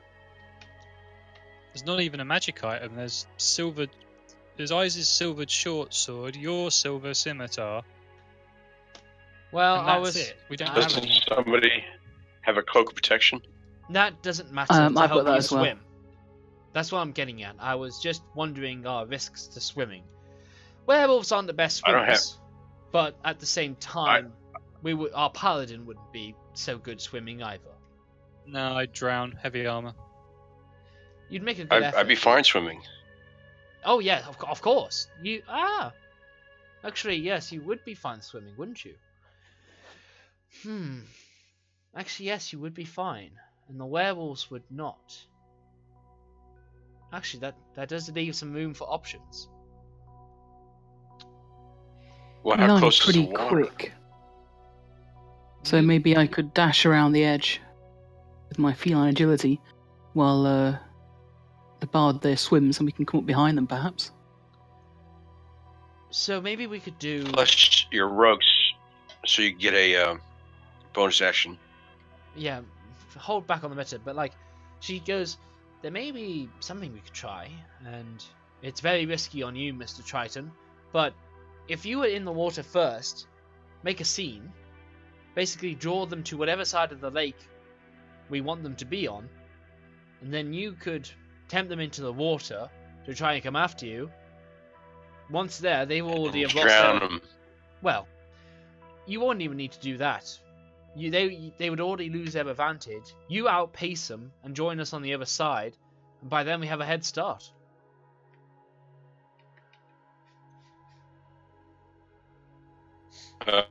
Where are we meeting up? Well, there's only one way for us non-swimmers, and that's the way we came in. Either way, though, that's something. I'm still ready to fight with you guys, if it does come to that. Well, isn't there a bridge? And how wide is the bridge? There is a bridge, and the bridge is a undetermined amount of distance. Probably something like 20 feet across, maybe? It's a stone bridge. Well, that'd make a good choke point to fight in. We'd only have to fight a few at a time. Maybe. Yeah, I like that idea. Yeah. Alright then, so... I mean, they're only going to keep chasing us, so we can, Yeah. kill a lot of them, give them a good message, not to, to leave us alone. Lizzie, I understand your idea, Lizzie, but getting the raft to the water is going to be tough.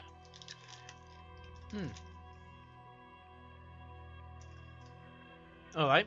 So then. Too bad I can't invisibility. Well, you can't within 5 feet of the tower.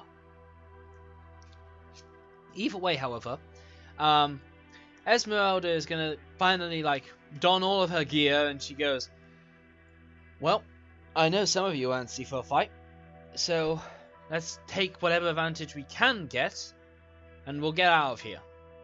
Don't worry, between the lot of us, I'm gonna be surprised if we can't handle it." Kazan! And with that command word, the suit of armor gets up and she goes, "Protect me, please." And the suit of armor just stands up. It doesn't don any kind of weapon. It just gets up and will follow her around as she goes. Can we give it one of these clubs as a weapon or something? It won't take any sort of weapon or what have you. It's just better as it is. Just how. Okay. Just trying to be helpful. Oh yeah. Do you want me to lend you my scimitar? Nah, I'm good. Okay, so basically with some careful maneuvering from the elevator going to the the fourth and third floor, she carefully guides you all down into the scaffolding and all the rest of it. It's very rickety, and the wind howls and shakes you about this way and that. Now, all of the wolves are, if there are any, you don't see them. And you don't see anything within 15 feet in front of your face. Huh, maybe they've given up. It is unnervingly quiet. There's not a sound in the air.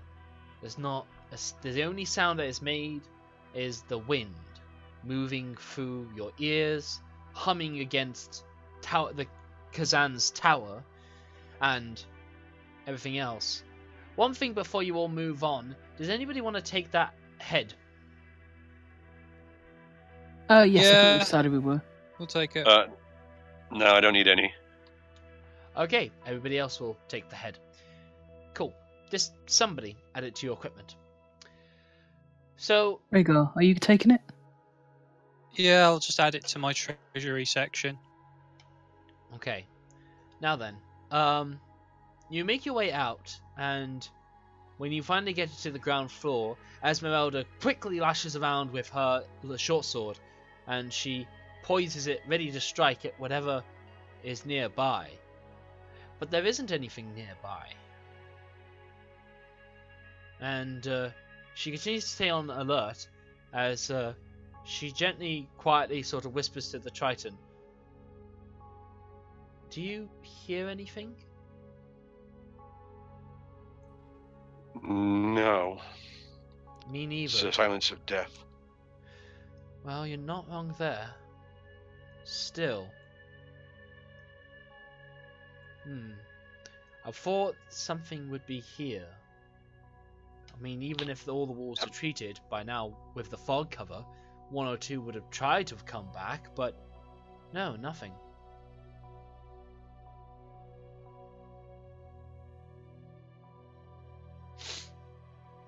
Irina's just like, Can yeah, go on. we look down the holes down to the first floor?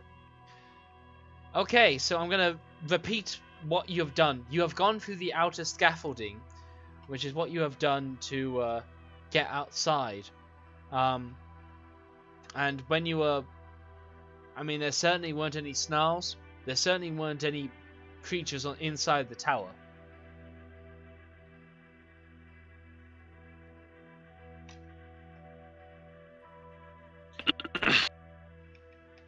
Anyway, so with that having been done, you eventually come to the conclusion that the werewolves aren't here. Neither of the wolves.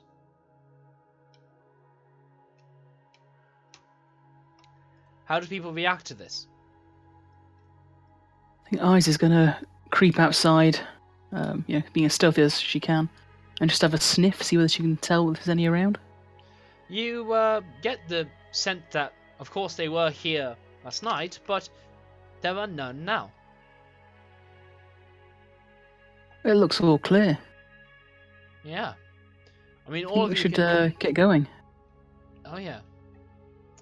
So basically, Esmeralda says, I guess I'm with you until I can find a horse, and I'll make my way, well, if Rictavio was last spotted in Vallaki, then I guess I'm with you till the next set of crossroads that I can. It's a T! Anyway, so quietly and carefully, Esmeralda does not lower her guard as she keeps her silvered weapons ready, but either way, you guys carefully make your way out. By the way, you all level up. What? Yes. You all level up. Now, making your way back to the tower, I would like to know everyone's plan of action, because Esmeralda gets to this crossing and she does tell you that she's going to make her way to Vallaki from here. And she's going to chase down Rictavio if she can. She wants to know which way you guys plan to head next. We have no idea. Well, we've got the monastery over here. I mean, where that sounds like a good plan sunsword to me. might be. It's the only lead we've got left, isn't it? We should all go that way to Krezk. Pipe down, Lizzie. No, to Lizzie, it's Krezk. nice to hear your voice. Krezk, sorry. We should go that way. That way. What? I can't hear you. No, That way, don't do towards this. Krezk. Yeah, speak up. No, don't do this. Don't be dicks. Where are you guys rolling? Where are you guys rolling hit dice now? Because we leveled up. Should have been. Yeah. You have to roll for hit point for your level here. Yeah. Yeah, that's how You- it works. You take the level standard. up, you You either can take- take the standard or you can roll for it. Yeah. I can't. I suck at math, so I roll for it. Even though the standard is told to you. But yeah, you can take standard or you can roll for it, either or. Anyway, so, you intend to head over to Krezk then? Yep, and we should take the what's-face with us as well. What's the face? Yeah. Who? Number 1. I don't know who number 1 is. Do you mean Irina? Do you mean... Yes. Okay. No, the one who's looking for Rictavio. She should come with us. Oh, she will say, no, I intend to go after Rictavio. You actually been very helpful. You've given me the only lead I know, finding my old mentor. I think he was heading this way. No, why would he be heading to Krezk? Because it's on the road to meet us, and if the werewolves were in the way, he would have carried on, surely. That doesn't make a lot of sense to me. Yeah, I think Krezk she is in just the come opposite along. direction. I think we should all just go that way. She's gonna be just like, well, I think you're misplaced, but I would definitely find a next lead in Krezk. No, not in Krezk, in Valaki. Sorry. I was going to say, there was a big bar fight. He ran out of there the same as us we did, so he wouldn't have gone back there. Let's go to Valaki. No, we should all go to Krezk. Krezk. Are you feeling alright? She asks in character. Yeah, fine. I just think we should all stay together for numbers. Yeah. I Yes, mean, you're that right. does make sense. Does. And we want to find Rictavio as well, so... Is there something you know that we don't? No, I just think it's a good way to go. There we go. Safety You said numbers, no, you're- finally. I will be asking for that deception check, please. Damn it.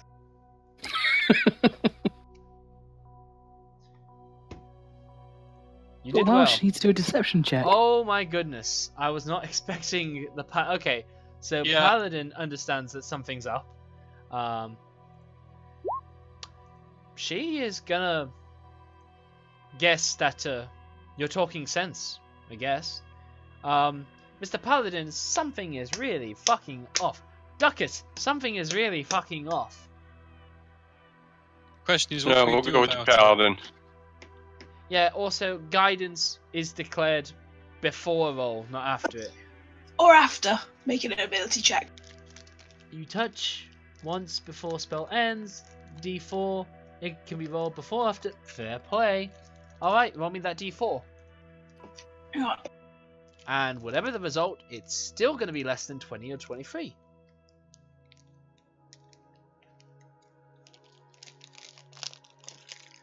That's a good roll, but they roll 20s.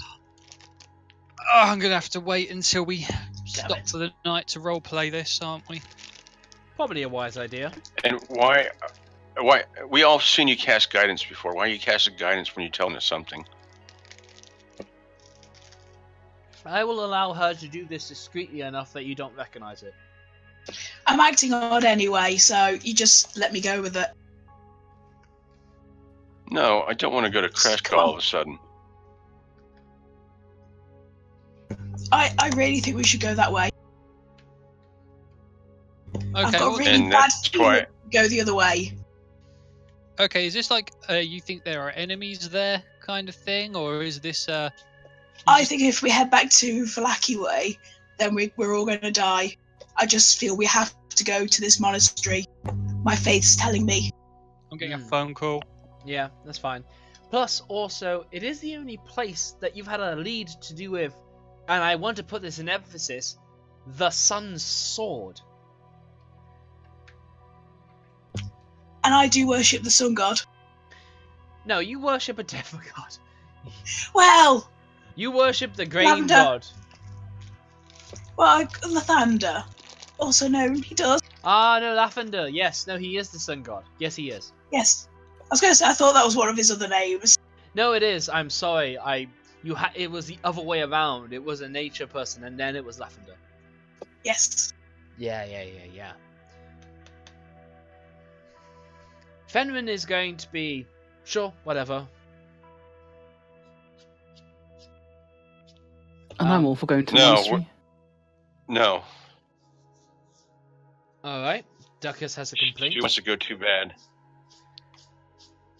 Well, I can't think where else we'd be going though. Valaki. Where you I don't think burnt we go down back to the Valaki. Burgomaster's building. Well, you didn't. They did. I'm innocent.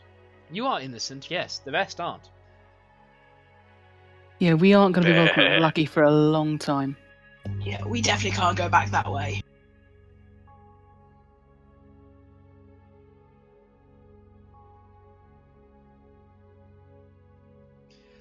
Oh, well, don't be shy. You guys got to reach a conclusion here. Yeah, well, I think Krezk. I mean, we need to find another village where we can, sell our loot and, get silvered weapons. Krezk is the biggest village we've heard of, I think. Well, we've only heard of Lucky and Barovia, so... Monastery, Krezk. We don't know if there's a town attached to it, but... Yeah, it's the kind of large enough set of buildings which can serve as its own community, as it were. That's nice. Hmm.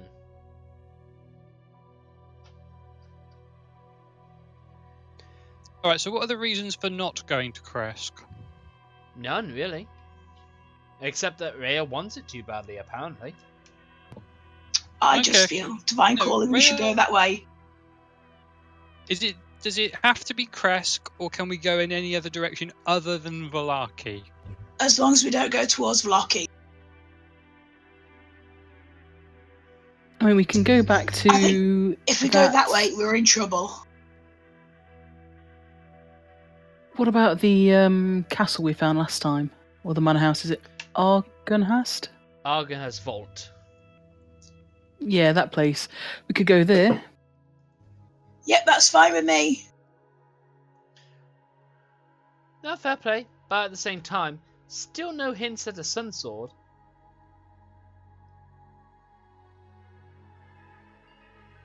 I think we're going to need the sun sword. We're Mr. definitely Paladin. gonna- Yeah, Mr. Paladin. You would adore a sun sword. I'd adore It does a sound sun cheerful. scythe, You but would. I would absolutely rock a sun sword. Yeah. Making it into a sun scythe may be tricky, but we'll think about it. No. I'm not saying that. I'm just saying Rhaegar likes his scythe, but Okay. he would happily wield a sun sword. Gotcha. Alright then, so let's say Krezk at this point. Unless, Duckus, you need to... Marcus, what is your opposition to going to Krezk, if any? She's too enthusiastic. And getting a powerful weapon that could possibly one-shot Straud is something to not be enthusiastic about. Or is it just the general enthusiastic to be away from the other direction? Okay, we'll do it you guys' way.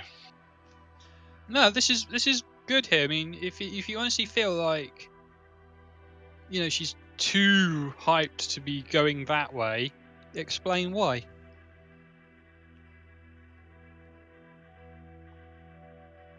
I get the feeling she's lying to us.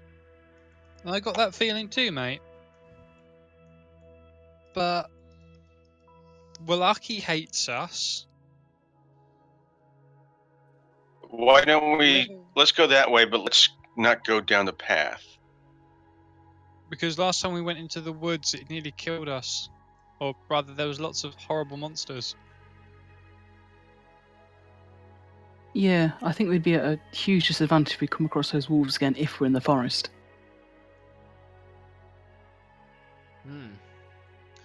Okay. We'll take the road, but we'll keep our wits on us. You know, we'll check for traps, we'll watch for if we're being followed. Yeah, that sounds like a brilliant plan. We'll take it sensibly. And if we run into anything, we'll be prepared to deal with it. Is that an agreeable course of action? Okay. Yeah. Okay, so with that plan, Luke, yeah. can I grab you in the private chat for a second? Okay. So, you know how I'm a paladin of the Order of Swords of the Lady, yeah? Yes. I was reading up on the lore of that, and they mainly fight werewolves. Would I be able to recognise the signs of lycanthropy? I read that Forgotten Realms wiki with you before. I got no flavour of werewolves, dude. Well, it says somewhere that I'm pretty sure I read a passage that said that werewolves suffer from curses from like Saloon and the other one. Hang on. See, this is... Yeah, no, I remember your Something order. What was your goddess? Saloon. Alright. Yeah. Alright. Because I definitely don't see any proficiency with that. Going off a vague memory, to be honest. I hate to waste your time with it, but this is a It's sort cool. of in-character thing to roleplay correctly or not. Alright, history, relations, worshippers, clerics, in Shining Land, Durpa. You sure it's Saloon? Yeah, Saloon. Chaotic good, moon goddess. She's worshipped by illusionists, thieves. It's not Saloon. This can't be right. This doesn't feel like Saloon in the slightest.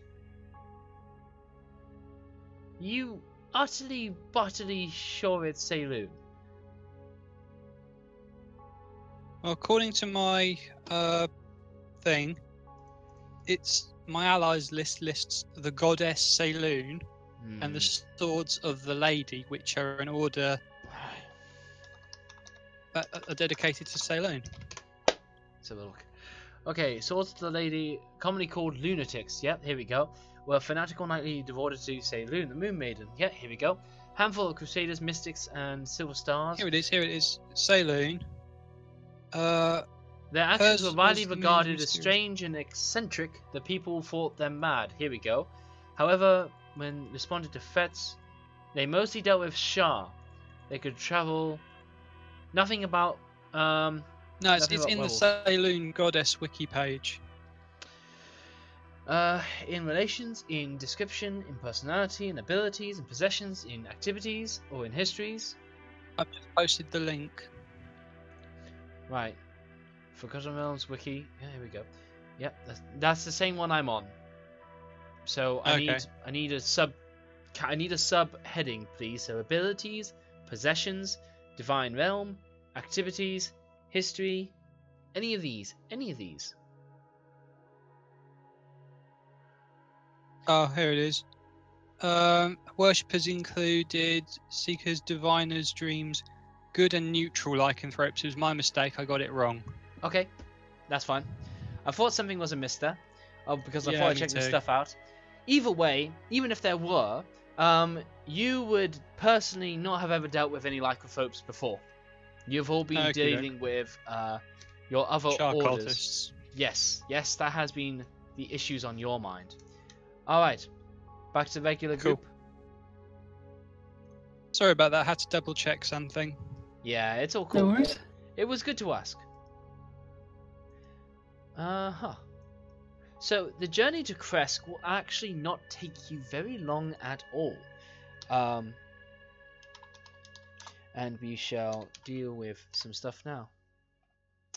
Yeah, you guys continue on your way through the rather quiet Slavage Woods.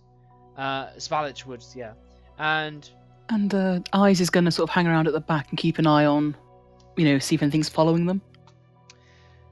So, everywhere in Barovia, you feel like you're being followed.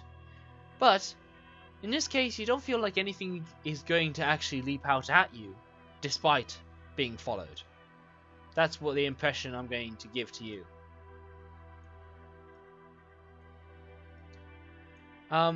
Anyway, Krezk. Let's see. Yes. So, this is a fortified village that lives near the edge of Straud's domain, and the walls of mist that mark the borders is clearly visible above the tree line. It really does feel like, you really do get the feeling like you're starting to come to the edge of this little snow globe of a valley, as that whole wall of mist blocks out the surrounding far reaches of it. Yeah.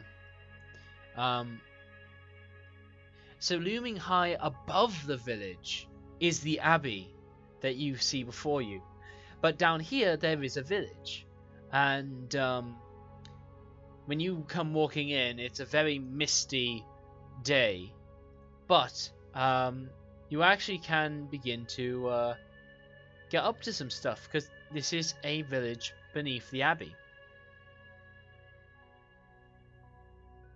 Well, I wouldn't mind trying to find a blacksmith. I'd like to get my other sword if I can. Yeah, I'm going to hitch with Eyes, see if I can meet up with the blacksmith. Okay, so unlike the other places in Barovia, these people don't treat you with immediate hostility. Rather... My god. Yeah. Yeah. Hang on.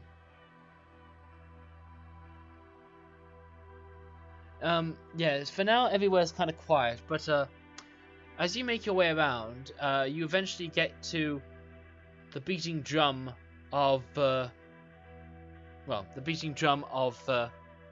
like the hammer of the blacksmith here.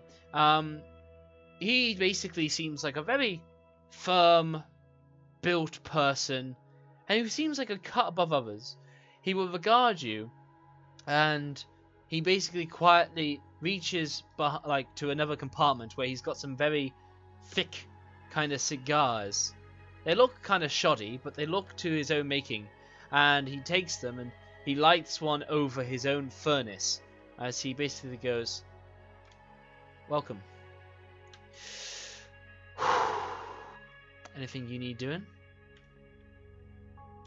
I was wondering whether you'd be able to silver a short sword for me. I may be happy to, though don't think newcomers know how things work around here.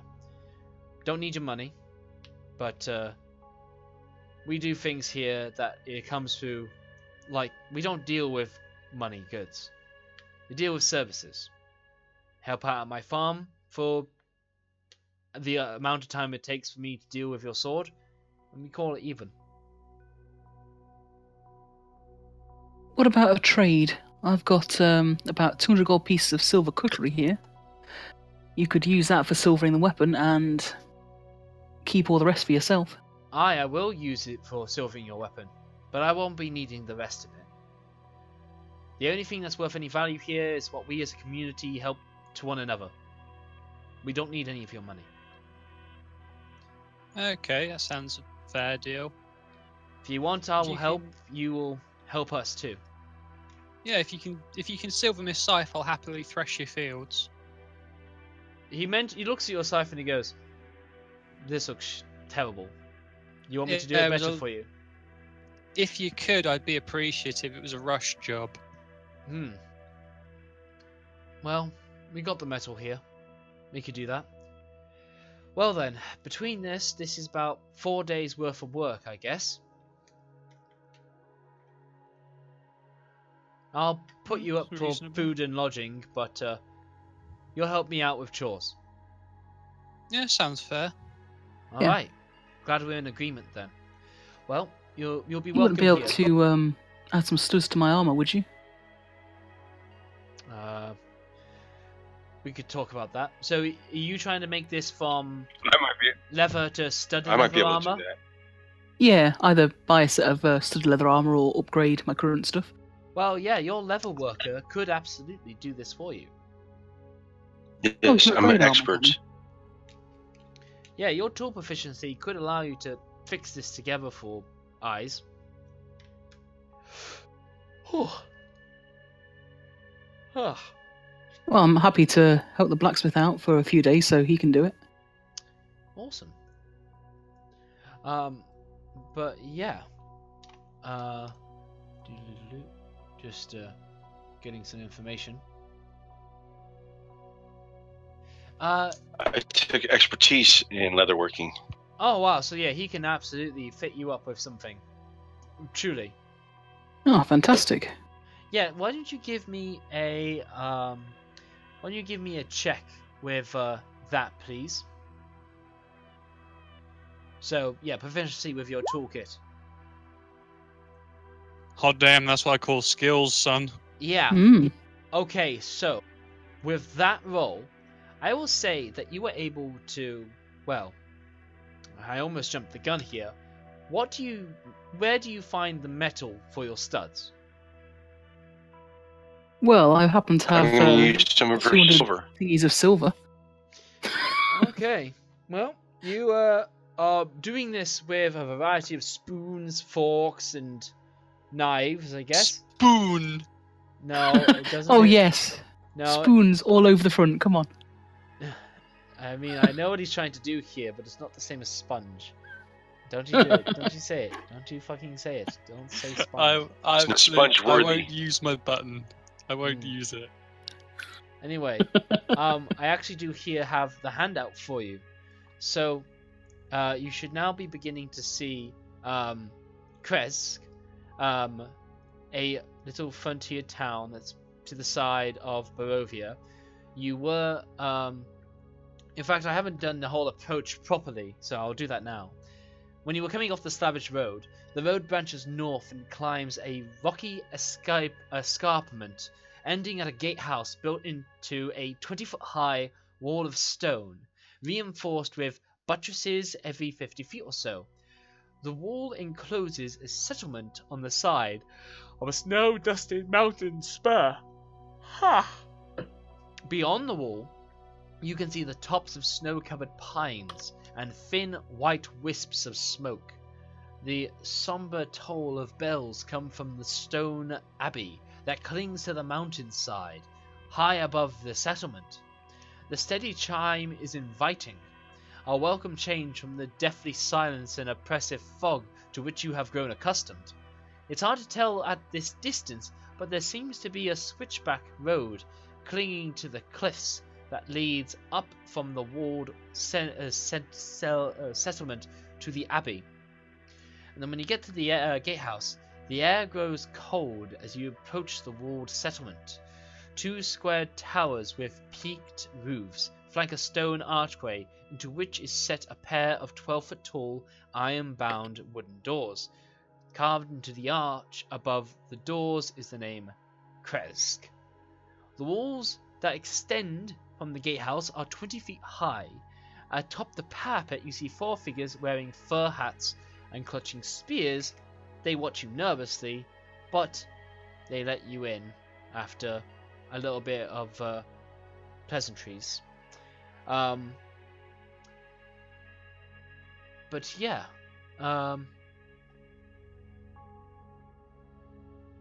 yeah, when you were let in, you eventually made your way into this abbey, and you made your way into wherever this blacksmith was. It was just a guy in essentially his garage, as it were. But that being said, now that you're in, we've covered all that. So using a menagerie of spoons, maybe a private show is required. Oh my. So, you know me, I like my warbars. What am I missing here? I'm going to hang back and ask if he has silver chains or a secure place. Kinky Liz, you know me, I like my warlords. Damn, I'm a bard. No magic spells for romance. Just my music. Maybe a private show is required. Hee hee. This is role-playing in action right here. This is a not safe for work game now. Just move on past this. Anyway, yes. You guys make your way in. And you deal with this, and through mixing these spoons in, you actually do an amazing job of making some studded leather armor. What is the AC of studded leather armor? Let me find out. Yes.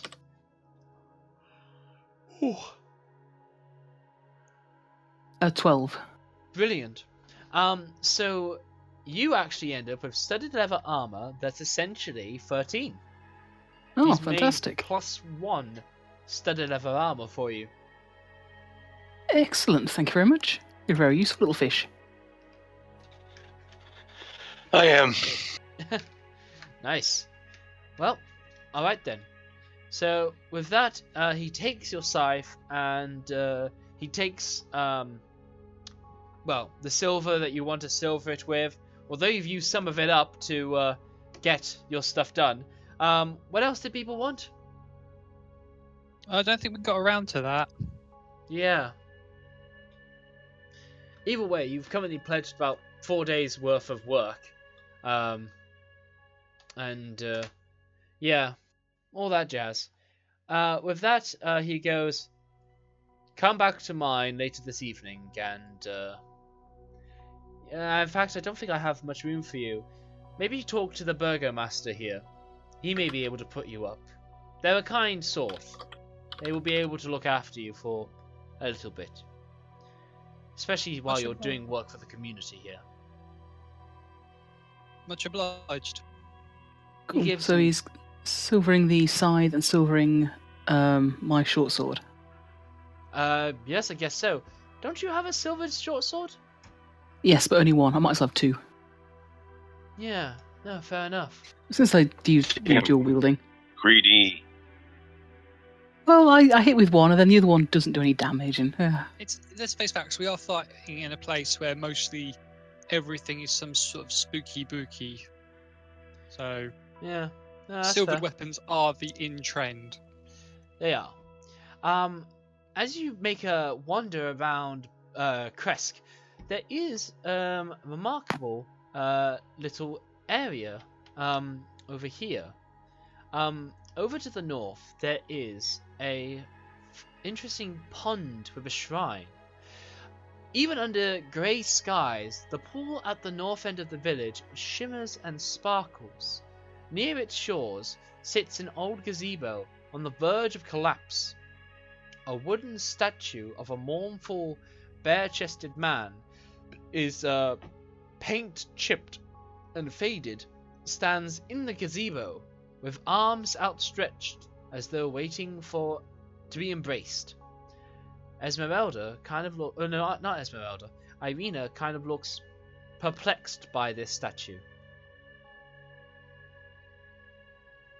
I'll ask her, do you recognise it? No, but it feels like I should.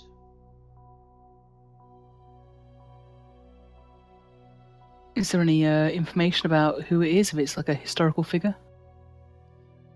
Actually, Rhea, you feel like you know who this is. This is actually a depiction of the Morning Lord. And you know that because he's reaching towards the east, to the dawn.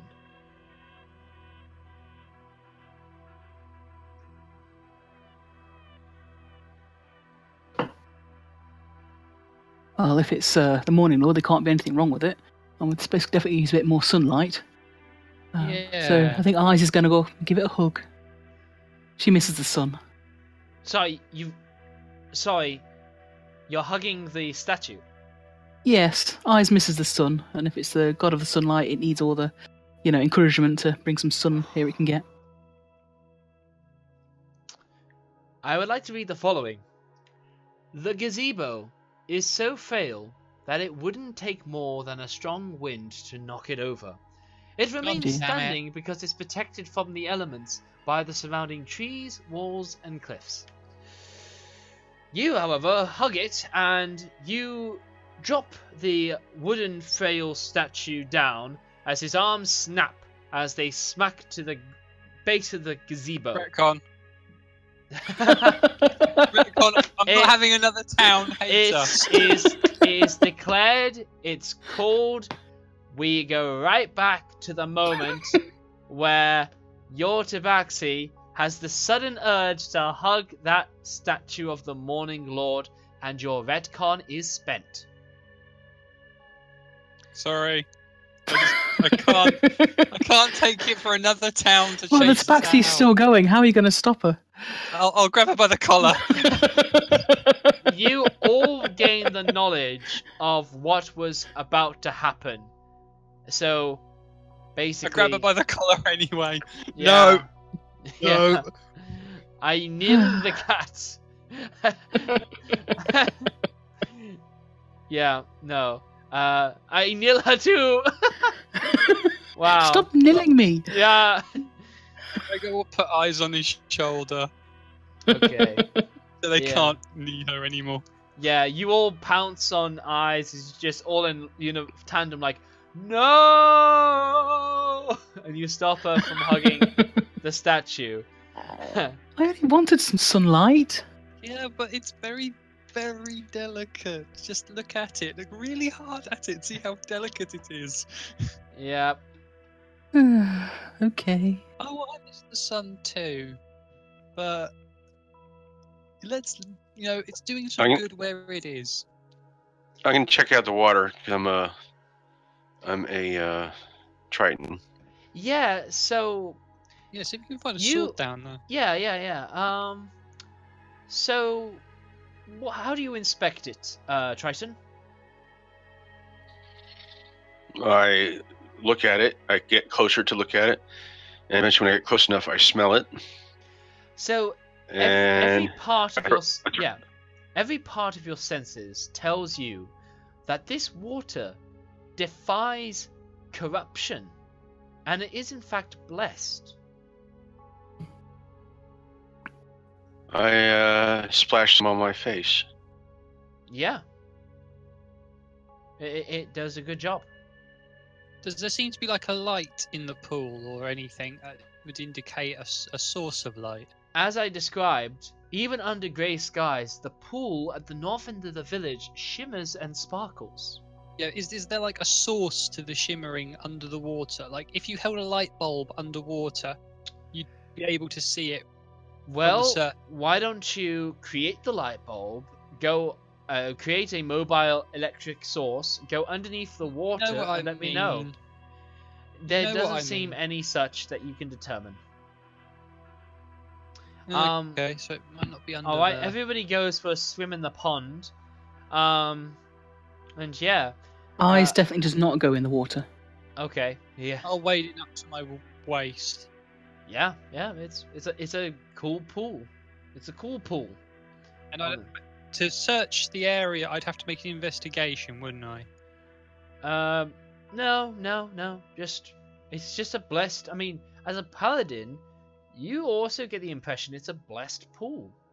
There's an abbey, maybe holy water, that you're all having a summertime swim in. Okay, I'm out of the water then. Okay. Point taken. All right. Now, Rhea, let me just check something here for you. Here we go. Okay. No. Maybe we're fine. Need to check.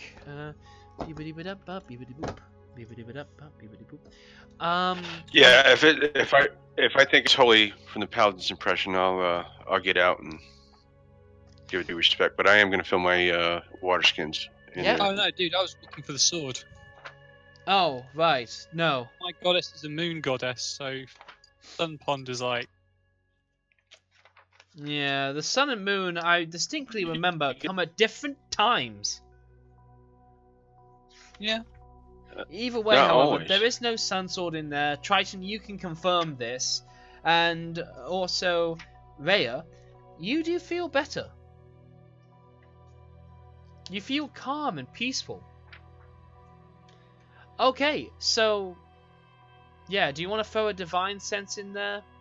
Yeah, I'll put a divine sense. So, as much as the land of Barovia reeks of evil, is soaked of it, somehow this place is an exception. Here, it's very much like the world outside, with some good in it. An actual peaceful thing. The pool, you recognize as radiant, even. More radiant than some back in Faerun. This place is super awesome. This is the one place in Barovia that I don't hate. Yeah. No, I imagine. I mean, we have only just arrived. I know, and it's wonderful.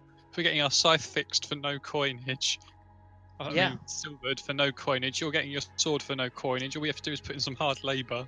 Yeah, for 4 days. Well, you can do the hard labour. I'll 4 relax. days of hard labour is honestly great.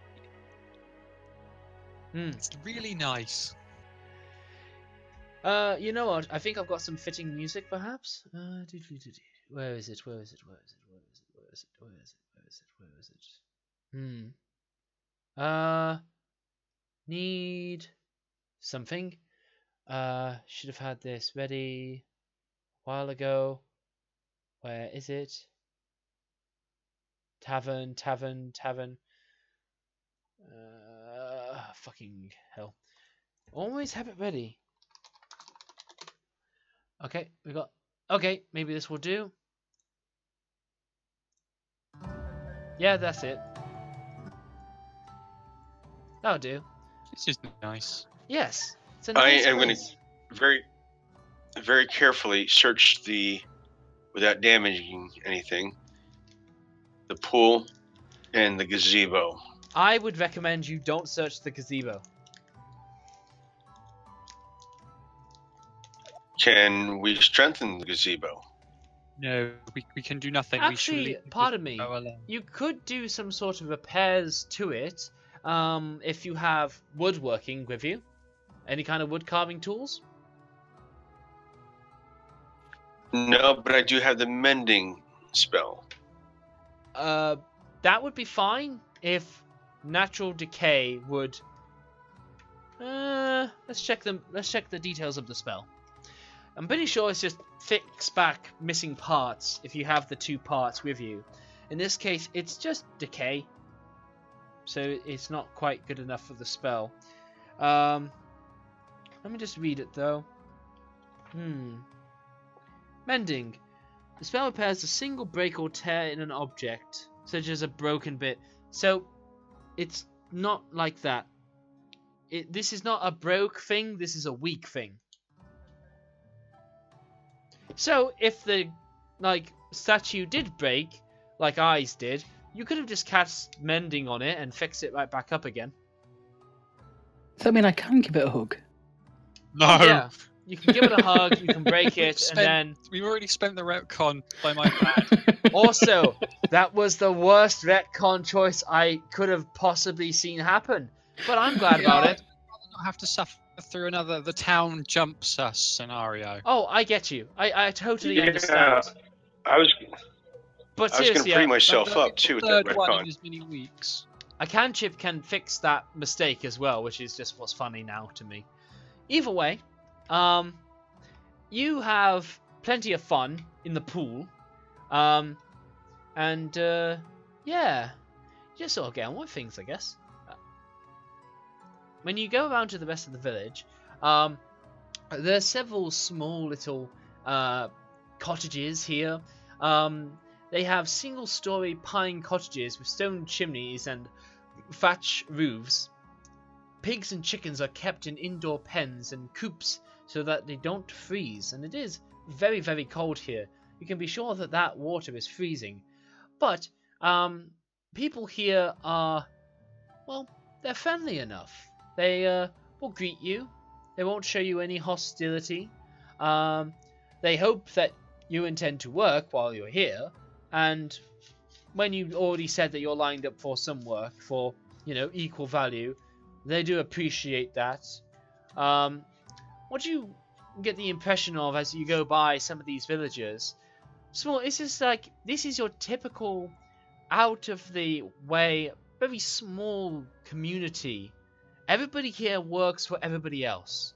Everybody rears their own pigs for everybody else. Everybody just trades for the sake of having that kind of lifestyle. But honestly, they're just trying to be a self-sufficient little settlement. A typical cottage is only 200 square feet, but it contains quite a number of adults. They all come with at least some chickens. They rear pigs, hares, chickens, all of it. And they all have their own graveyard. And all the caskets in the past decades are now empty, thanks to... okay. Never mind that. Forget about that. Yeah. So, these guys, as you learn, never leave Krezk. Because they are afraid of the werewolves that aren't too far from here. In fact, it's very likely that there is a werewolf den very close by, in fact, to the good old settlement of Krezk. Maybe we could help them with that. Oh, well, of course they will be... Once we're all silvered up, yeah. They will, of course, be overjoyed to hear that the werewolves are gone, but this is their way of life now, to stay within these walls. Straud doesn't come by here even remotely often to mess around with them, though they still fear Straud and he is very much the lord of this realm. They still, they keep to themselves and they are determined not to bother anybody or to incur his wrath. They are as far out of the way as they can be, so they feel somewhat protected. They feel somewhat better about things. Unfortunately, however, recently Burgomaster Krezk lost his 14-year-old son, Ilya, to illness. He was the last of his 4 Krezk children.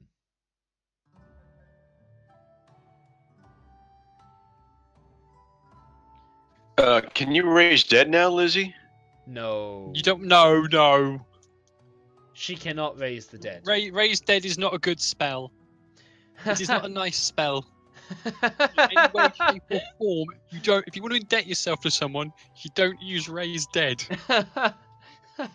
Well, even then, you only are level 5. You don't have it. But yes, they are living a very communistic life, I guess. Nothing's wrong with communism, in theory. Yeah. Well, There's I no guess motivation. Let's go see that burgomaster. Find somewhere to stay. Yeah. Pay our dues, get our scythe, get the sunsword, kill some werewolves. Well, I mainly want somewhere to stay, and then I want to find the pub. There is no bar. These people don't What? brew to make alcohol. Oh, I thought this place was heaven, and they don't have alcohol? They Oh are my God-fearing citizens of a small little farmery community. God and religion is their alcohol. But that being said, about once a month, a wagon load of wine arrives from the Wizards of Wines, and the winery and vineyard to the south. The business is owned and operated by the Marticott family, a name you recognize as the people that owned the bar of the Blue Water Inn that you had your bar fight in. Oh, so we're not going to be getting a discount from the Wizard's Winery then? None No. of those people are here now. Needless to say, however, that wagon hasn't arrived this month. And yeah, the town is a bit antsy. They aren't drinkers to get drunk. They are people who will enjoy wine for a slight bit of tipsiness. That's all it is. Nothing even So they're remotely social close. drinkers. Yes, they are social drinkers and nothing more. Well, I definitely think we should help them get their wine because I could murder a drink. Yeah, they do have some, but you know, they're not giving it away. They do offer, like, when you look around, they go, if you want some, they go, well, help me pluck this chicken and we can share a glass. You know, stuff like that. Well, it'll have to do. Yeah. So that's fine. Maybe I Anyway, could the settle burger here and master. open my own bar. Nice, maybe. Give up on Straud, set up a bar. Yeah, I mean, there's no point, You getting all stressed. Some other stuff that Full comes blood up in wine. conversation. Oh, go on, Duckus. Lizzie, you do have access to Revivify at level 3. Revivify requires a 1000 GP diamond and also requires catching a person who is dead in a minute. He's been dead for a minute. He has not. He's been dead for over a minute. Yes. Much. Oh, less than a minute. Yeah. No, he's been dead more than a minute. What we need is resurrection or true resurrection. Both are very lengthy spells and Oh, yeah. require diamonds of at least one. I think it's 1,000. Oh, yeah. 1,000 value of 1,000 diamond. Oh, yeah. It's a something level necromancy that we have no chance of getting at the moment. No. Irina fancies her chances here as she will come to you guys as she's like, in terms of place to hide out from Straud, this seems pretty ideal for me. Maybe For now, yeah. Yeah, I've got my hope here. I dare to hope. When you also are like plucking that chicken to get some of the family nearby's last reserves of wine, the children are messing about with your tail, interested by it and whatnot. But no, you basically find out that the Abbey of Saint Martikova. Touching her tail. Yeah. The Abbey of Saint Markovia is named after a priest of the Morning Lord who took up a stand against the Devil Straud. After a fierce uprising, Markovia and her most loyal followers stormed Castle Ravenloft, only to be destroyed. Unsurprising. No, you're quite so. But the abbey stands at least. There's also... Wait, Yep. something's off about that. You mean Straud didn't return to the origin of this force and lay waste to it with fire and lightning? Seems out of character for him. The townspeople don't have much of an answer to that. Yeah, I well, wonder if what are something's these protecting this big- place. What are these big buildings? Is this the Abbey? Let's have a look. Because I was looking for that werewolf den. So over there is well, no, this switchback road that hugs the cliff is 10 feet wide and covered with loose gravel and chunks of broken rock. The ascent is slow and somewhat treacherous as the air grows colder as one nears the top. And over here, it does head towards the abbey itself. And the abbey seems to be, well, this is the church, this is the chapel, this is all that jazz. I need to get the other parts of it. This seems to be the Abbey of Saint Markovia.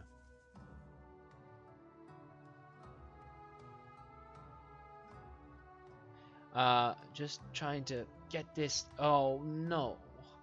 Why did you not come there? That's not fair of you to not come over there. Oh, I gotta drag that back. Hang on. I worship Poseidon. I'm not Yeah. converting. Yep. Worship Poseidon. Worship Really? Khal Drogo, who is Poseidon now. Or Aquaman. is that Just step up. He used to be a bartender. Oh wow. Yeah, not bad going.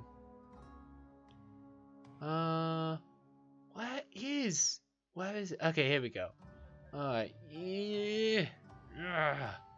There we go. Bring that over here. Alright, which way is north? Oh, this is madness. This is just plain madness. North is towards the top. Yeah, but it doesn't look like it's north facing this way. Jesus, it's just not right. Not even slightly. God,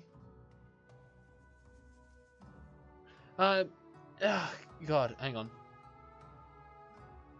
Maybe Square is it's left. 75 feet. Jesus. So it climbs 400 feet high, this road, as it goes to area S6. Oh, okay. Yes, okay, I follow now. So I gotta get some fog of war. Bugger that. Okay, there we go. Yep, you'll see a dark screen, but you guys will basically follow your winding road all the way up to here. When you Are we going up? Yep, you followed the winding road up, and it leads you over to here. Because this is where the valley is, or rather, this is where the abbot is, and all that jazz. Can we not? There's meet 2 the guys other- up there. Yeah. Yeah, there are 2 guys up there, and I You will like- deal with that as soon as I can reveal all the rest of the stuff. We do our 4 days worth of stuff. Get our equipment. That would be convenient, I'm not gonna lie. Yeah, that'd be really convenient. Yeah, Because I've got that sinking feeling. yeah, that's sinking. I don't know, these look like pleasant chaps. No, I've got that sinking feeling that this. You that figure I'm that gonna- before you go Outside. checking out the abbot, that maybe you might deal with the work that's outstanding to you. Yeah, maybe. Yes. We branded as Work dockers. first. People have been pretty nice to us. Also, the burgomaster is actually not to be found there. He is between some of the cottages, which I got wrong. The building closer to the outer gate is the burgomaster's cottage, the largest building in town, but still a modest dwelling. Dmitry Krezkov and his wife Anna have no living children. The last of their 4 sons, Ilya, died of an illness 7 days ago, at the age of 14. And they're unlikely to really have any more children at their age. In fact, this is what they look like. And if you check out Baron and Baroness Krezkova, you should see what they look like. Sort Very of dark. snazzy. Yeah, they're dark-skinned people with white hair. I meant Dossers. What? Doc Martin? What the hell? I mean, what the hell? What conversation are you guys having? Yeah, but basically when you get there, they go, yes, no, we understood that you're passers-by for now, but you've already promised some good work for the rest of our community, so you'll be needing a place to stay, won't you? It would be Yeah. nice. And maybe a permanent place for Irina. Well, maybe. Well, sorry, we've been distracted. Please come in. You'll be doing work in the day, but we appreciate those who are willing to contribute, and you know, our house could use the company, I think. Might be nice. No, please come in, and you're welcome in, and you're made comfortable enough. You're made a little bit of tea, and everybody there is they're very downcast. They mean well, they speak well, but they're still in an aftershock of losing their son. That's understandable. Yeah, they have a lot of pig pens and stuff. They have their own graveyard behind their house, like the rest of Krezk, and you do see that there are 4 graves recently for all of their children, and the most recent is lined with Dmitry Krezkov. And the plaque reads, "Dearly and belovedly loved."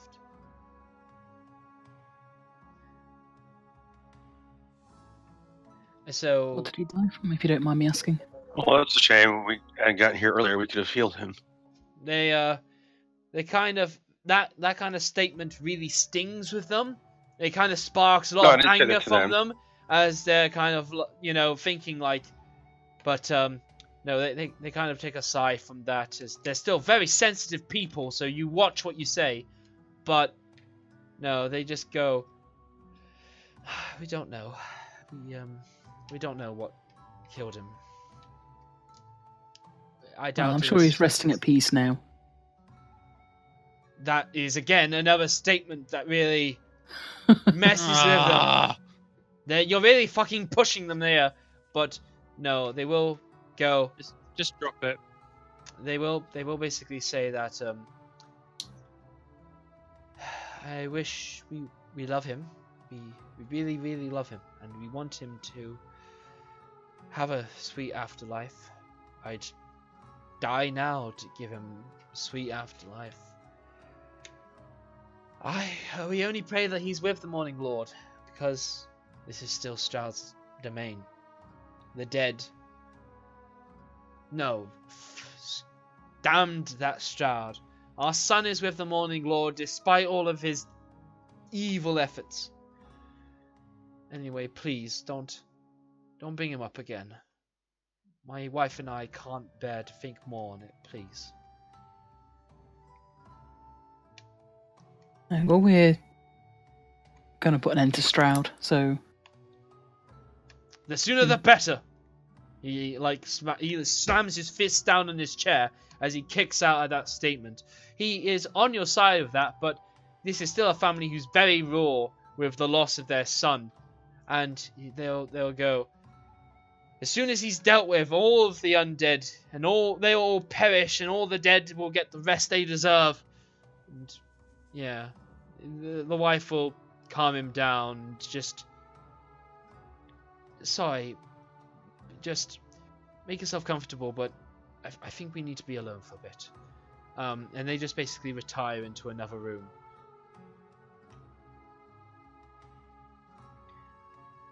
Anyway. No, I could really do with a drink. Yeah, they do actually have a wine cellar. I probably can't steal any of their wine. Well, you couldn't because they're currently empty. We really need to find this wagon that's gone missing. We'll do it once we've sorted ourselves out. Okay. So, you're basically allowed to sleep here, and it's done so. What do I want?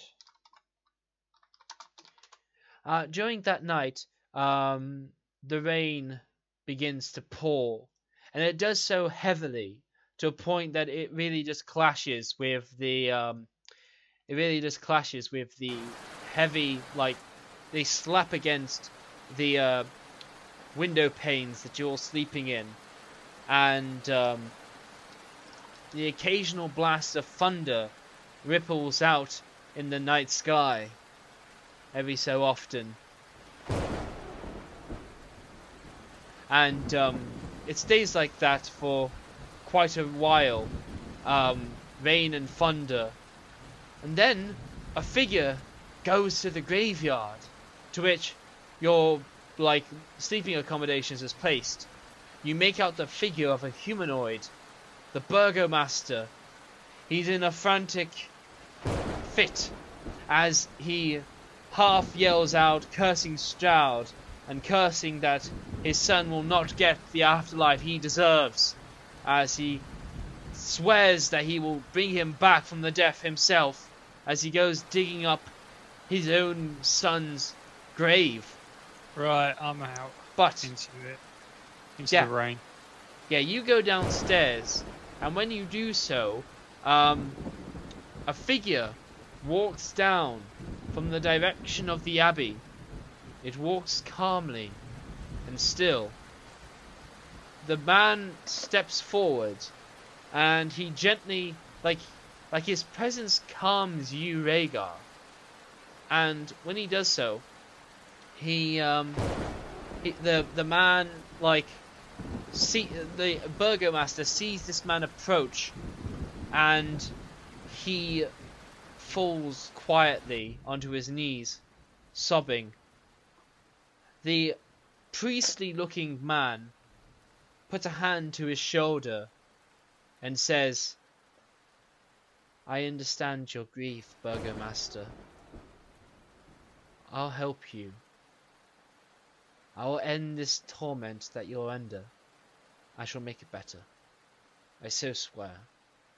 Believe in the Morning Lord, and you will finally be given succor and mercy as you deserve." The man who you believe is the abbot will take on an otherworldly glow of pure angelic light that stops the rain as a glorious beam of radiant energy comes down to the grave. This man puts his hand to the dirt and he reaches in, piercing through the dark loam that's underneath there. He basically summons his might as he pulls up the hand of the cold corpse that then takes a colourful pink hue as the thunder crashes out again, and he raises the 14-year-old who awakens weak, and he sees his father crying to him and runs to hug him. Rhaegar, give me divine sense. Okay, divine sense. Okay. That's my second one today, and I can't use it any further after this until I've had a long or short rest. I understand. I think it's a long rest. So no, yeah. You're ruining the moment. Give me that divine sense. You use it. You have never witnessed a being of more radiant energy. This is more holy than the pool. It's more holy than anything you've dealt with. And with the contrast of Barovia, this is a being of pure, amazing holiness. Like the chimes of a church bell, his being rings with the hum of the divine. The whiff and scent of purifying incense hums through your nose that seems to clarify your mind. And if the world of Barovia is dark, then this is a being almost composed of brilliant, outstanding light. You believe you are in the presence of an angel. And with that, I will end this session today. Thank you very much.